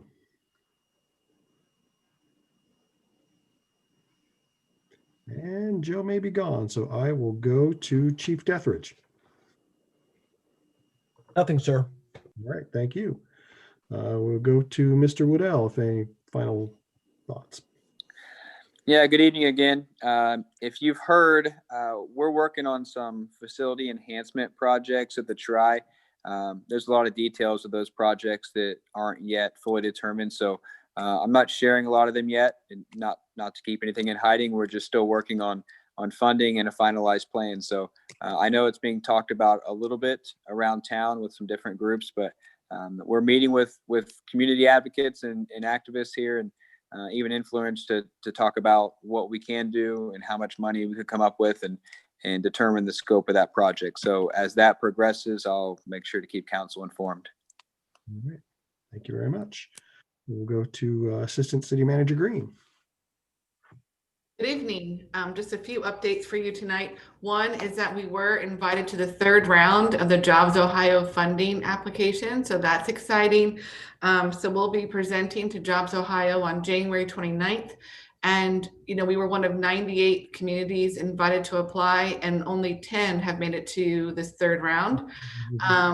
And probably between 4 or 5 communities will be awarded, and it's up to $2 million. And this is for the Elm Street project. So we're pretty excited, and I'll keep you posted as we go through that process. So the other is thanks to those of you who sent me ideas for the annual report. I got some good ones, and I have kind of sent a draft to the graphic designer to mock up something nice. So stay tuned. And we'll have a chance to do some edits and feedback on that before we go public with it. And then finally, just wanted to let you know that the PCRRC group has established a work group to tackle the task assigned to them in the resolution that you passed for the safe and healthy and equitable chapter of the new comprehensive plan. And they set a really aggressive timetable. We're going to meet every other week through spring to try to really get to work on some of the challenges they've been tasked to work on. So those are my updates for this evening. Thank you. Thank you. Mr. Perry, anything tonight? A couple comments on housing. You may know from my weekly reports that there's a half dozen or so housing projects that are in various stages of the review pipeline. So I know that was one of council's goals, housing for everyone over the past year. So it'll be interesting to see how that affects the supply and demand and cost, and something we'll be looking at closely over the next year. Also, I want to thank staff and inspectors and landlords who have been cooperative and patient in all the inspections that we've been doing while a lot of students have been gone in January. It's not been easy with COVID distancing and all the safety precautions, but we've been able to get several hundred done. And we're still working through that. So thanks for all those involved. Thank you. Thank you. Ms. Eaton, anything tonight? Nothing tonight. Thank you. All right, we'll go to our law director, Mr. Kennard. Yes, thank you, Mayor. I want to clarify, I pulled up the ethics decision from involving Miami. I want to thank Councilor Prithridge for bringing that. I have to confess that I never really thought about a project on a state route that could implicate that ethics opinion. So I want to highlight, I think that in an abundance of caution, the decision to recuse was the right one. I'm not sure that it's necessary, but to be safe, it was the correct decision for tonight. The 2 parts I want to point out are, the opinion says, in that scenario, the city was applying for state grant funding that was going to be turned over to Miami for use by Miami. So in that case, the city then transfers the funds to the university to complete the projects. The university also contributes to fund the projects. Then in the rationale section, it talks about this means that a council member could not participate in matters that involve the district roads project collaborations with the university, including seeking grant funding to be transferred to the university. Now, I can't tell you that this, I don't think, was grant funding. There were contributions that were being made, but arguably one could say that the ODOT contribution in some way could have been a grant of some kind. I don't know. I think that I appreciate it was brought up. I don't know what the right answer is because the decision, frankly, makes no sense. I think that I'll just be more mindful in the future on that. So thank you. And then on a lighter note, I want to point out that tomorrow is a significant day, but for reasons why you may not think or know. And it is unlikely, and not unlikely, it will not happen again for 1,000 years, or yes, 1,000 years. And that is, tomorrow is a 7-digit palindrome, 120-2021. And that will not occur until 120-3021. So ponder that. Significant moment in history. Good night, everyone. All right, we'll start with Councilor Ragu tonight. I have a question and a comment. Just going back to what Doug was talking about with the vaccines, is there a process in place about how they are getting the excess doses to people? And is there anything we can do to communicate how that process happens or look into it further to help them? We keep, asking for information, and, I don't think anyone has any answers right now. They get so many doses when they get them, and that's what they'll distribute, and I think both Kroger's and the hospital will say that they're making sure that they distribute them all. One thing I wanted to share with you is that the hospital is still vaccinating their own staff. And I forget the number of staff that they said they had in their whole system, and they only have about 58% vaccinated. So that's obviously, if they're the focus, that's going to affect the 80 and over group. So you can fill out the survey that the Board of Health, Butler County Board of Health puts on there, but it's not a way that you can sign up for it. So the key is to remember those 2 phone numbers. And I would suggest if you're 80 and over, make sure you've called one of them and sign up, and hopefully they'll give you a date and won't have to change it. But boy, that's the big question we're all answering. I think we read in the paper maybe over a week ago that they were holding back because they wanted to make sure that they had enough doses to provide that second dose. And, they reconsidered that because it didn't make sense to hold back and prevent others from getting the first dose. So I don't really have the answers for you tonight. And if we get more information, we'll certainly get that out and share it with you. But we all have lots of questions, and hopefully the rollout starts increasing. Because I know in the vial, there can be an additional dose that wasn't initially counted for. So right now, I know of one person not in our area in a separate city who, because they knew a public health official, they were contacted personally to come and get that extra dose. So it doesn't seem like an equitable way for that to be distributed. So I'm just curious if there's a way that we can maybe push for something equitable, so that maybe if we have a waiting list for, senior citizens who are would be the first in line. So just a comment. So it doesn't sound like there's a structure out there, but if there is something we can do to try to accommodate for those additional doses. And sorry, were you gonna say something? Well, I will share with you, considering that there are several doses, I understand, in the vial. And in fact, our police officers had received doses because when they were vaccinating the paramedics, EMS personnel, they had the doses left, and Deathridge was able to vaccinate some of our police officers. I mean, the key, I think, for everyone is we don't want anything to go to waste. That would really be a crime. And because there are different providers, I mean, the first message that I think I shared with you from the Butler County Board of Health, it talked about the nursing homes. Well, they were contacted by the Center for Medicare and Medicaid federal agency to sign up with one of the providers. And I spoke to one of our nursing home execs, and Tim McGowan, and he shared with me that their policy there, and they basically had vaccinated all the nursing home residents except for one who didn't want it at the time. And I think they were up to about 65% of their staff had been vaccinated. So I think that's a really good question about the rollout and the equity with the rollout. And I think hopefully it'll be addressed as we see more and more of the vaccines coming forth. But, we're just like you, watching and trying to gather as much information as we can and provide it to the citizens. Okay, and then finally, in honor of MLK Jr. Day, I wanted to read a tweet that his daughter had written. She said, "Please don't act like everyone loved my father. He was assassinated. A 1967 poll reflected that he was one of the most hated men in America, most hated. Many who quote him now and evoke him to deter justice today would likely hate and may already hate the authentic king."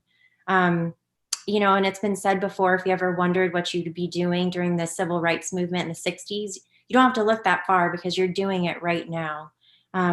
One of her other quotes too was that, MLK Jr. was resolute about eradicating racism, poverty, and militarism.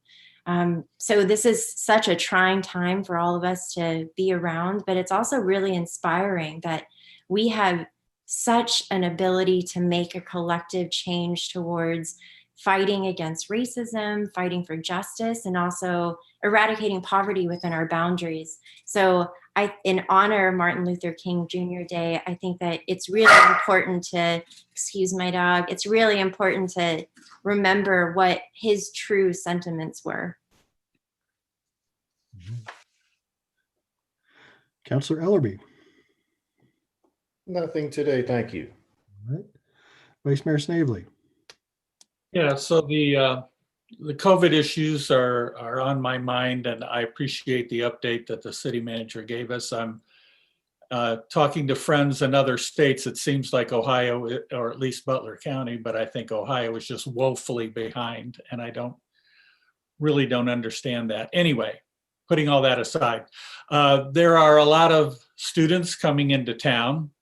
I know of one restaurant that is closed right now because of COVID, and there's another one that they're worried about closing because they've had to ask their wait staff, who are roommates with Miami students who came back and brought the virus with them.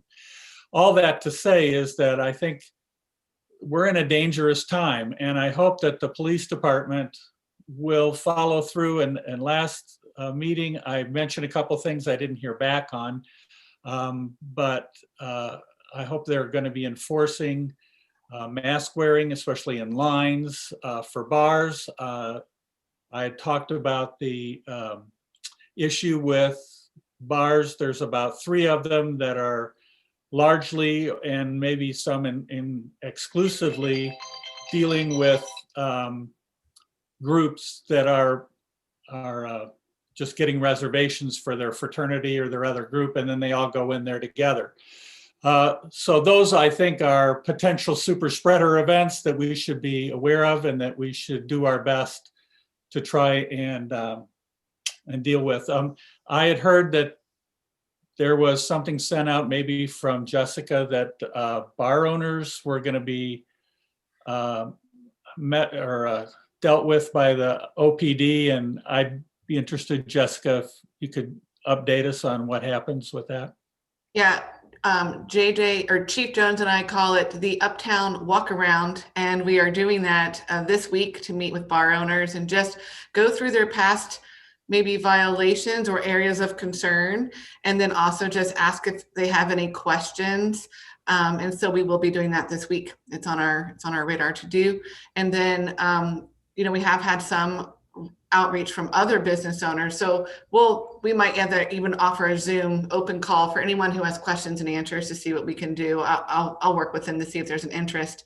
But yeah, and then, I know that for just to try to answer your question with the groups going in, the Board of Health did come and meet with some bar owners about who wanted to do these groups, and they gave them permission for that strategy where they could come in and sit at different tables in groups of 10. And so that is just something that was approved by the Board of Health. But yes, the lines outside need to be addressed. So we'll work with the owners on how to do that. Okay, I do think that line management has to be addressed. Yep. My observation in just my own observing of it was, for one establishment, a massive line, all from one group, and they were all out hugging, and there was somebody at the door who was joking and laughing and hugging the people as well. And so they got to get serious about this. That's, I guess, my message. The other thing, I support the cold shelter, whatever we can do with that. So I hope we can move forward with that. The other thing is that today is a day of remembrance for the people who have lost their lives. It's now over 400,000 people in our country. There's more people who have died from COVID than there are people living in Topeka, Kansas. I mean, this is a really serious issue. I have a candle back here on that's burning, and I have it's electric. I have several that are in our windows, and I would remind people in Oxford, if you happen to be listening to this, that you can put a candle in your window today to help memorialize and remember those who were lost. It's about time that we remembered them. All right. Councillor Southard. Yes, I too was going to talk about the 400 men, women, and children in the United States who have died of COVID-19. And I was very pleased to see a national day and a national acknowledgement, because I've been talking about this for some time and have been rather appalled that in fact we have not had a national observance about the people, this catastrophe, which is really is a catastrophe. That's 400,000 people who have died. That's people who have lost, and then then their families, and these are people who had children and spouses and mothers and fathers, and so it's really really is a tremendous tragedy. So I think it's really, I mean, the memorial in Washington D.C. tonight was very beautiful, and I got to see a little bit of it before our council meeting, and I think that it is wonderful that there was such a memorial with 400,000 lights, one light for each person who has died. So we really do need to honor those people and note that. And I also want to thank the city for all the help giving and information that you're giving. And I hope you will keep doing that, providing information about the vaccines and about the rollout, because it is very confusing. And people have been, very, very puzzled about what's going on and how to do it. And, the octogenarian group today, this week, well, I guess today was the first day that people 80 and older could get vaccines. And so vaccinated, and some octogenarians whom I know have in fact gotten the vaccines today by going to Hamilton or going elsewhere.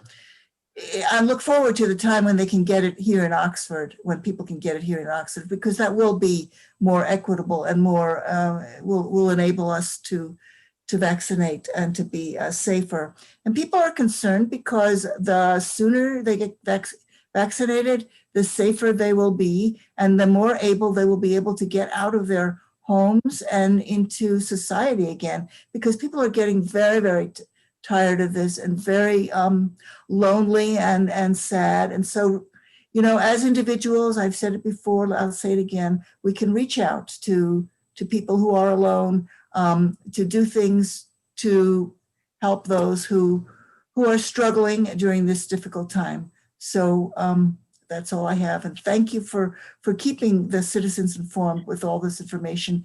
It's very helpful. And as a counselor, we are called on often to give out that information. And I have been able to do that too. So I really appreciate it. Thanks a lot. Councillor Bracken. Yeah, I'm gonna echo a lot of the stuff already said. Over 400,000 deaths, which means we've had more Americans die in the last 10 months than we had in all of World War II. And that's over 2 million deaths worldwide. So please take this seriously. We're not even at the peak yet. Hopefully we're approaching it and getting over it soon, especially with vaccines coming in. But mask up, try to distance, and when it's your turn, get vaccinated, please. And then I would also like to throw my support behind maintaining, sustaining our cold shelter and also our Wi-Fi program. I think they're invaluable resources to the community, and I really think find a ways to support that going forward. Thanks. Councillor Prithridge. All right, I'll keep this as brief as possible. I want to thank everyone for their time in the work session. And, you know, I was glad to feel like I think there's consensus about our commitment to transparency and kind of legibility in our process.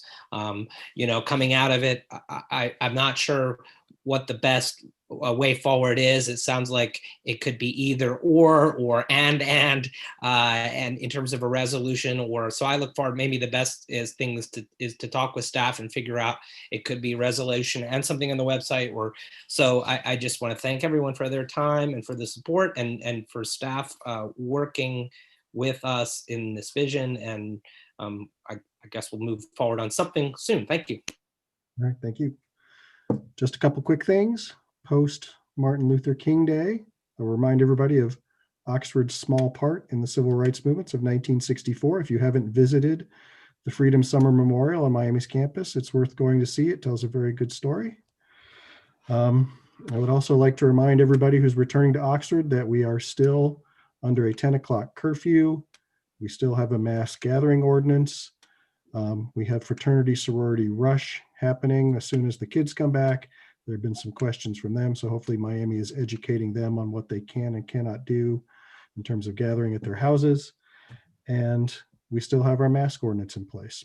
So with that, I wish everyone a safe inauguration day tomorrow. And may I have a motion to adjourn? So moved. Moved by Mr. Snavely, second by Mr. Prithridge. Ms. Eaton, will you please call the roll so we may adjourn? Mr. Snavely, Yes. Ms. Southard, Yes. Mr. Bracken, Yes. Mr. Ellerby, Mr. Prithridge, Yes. Ms. Ragu, Yes.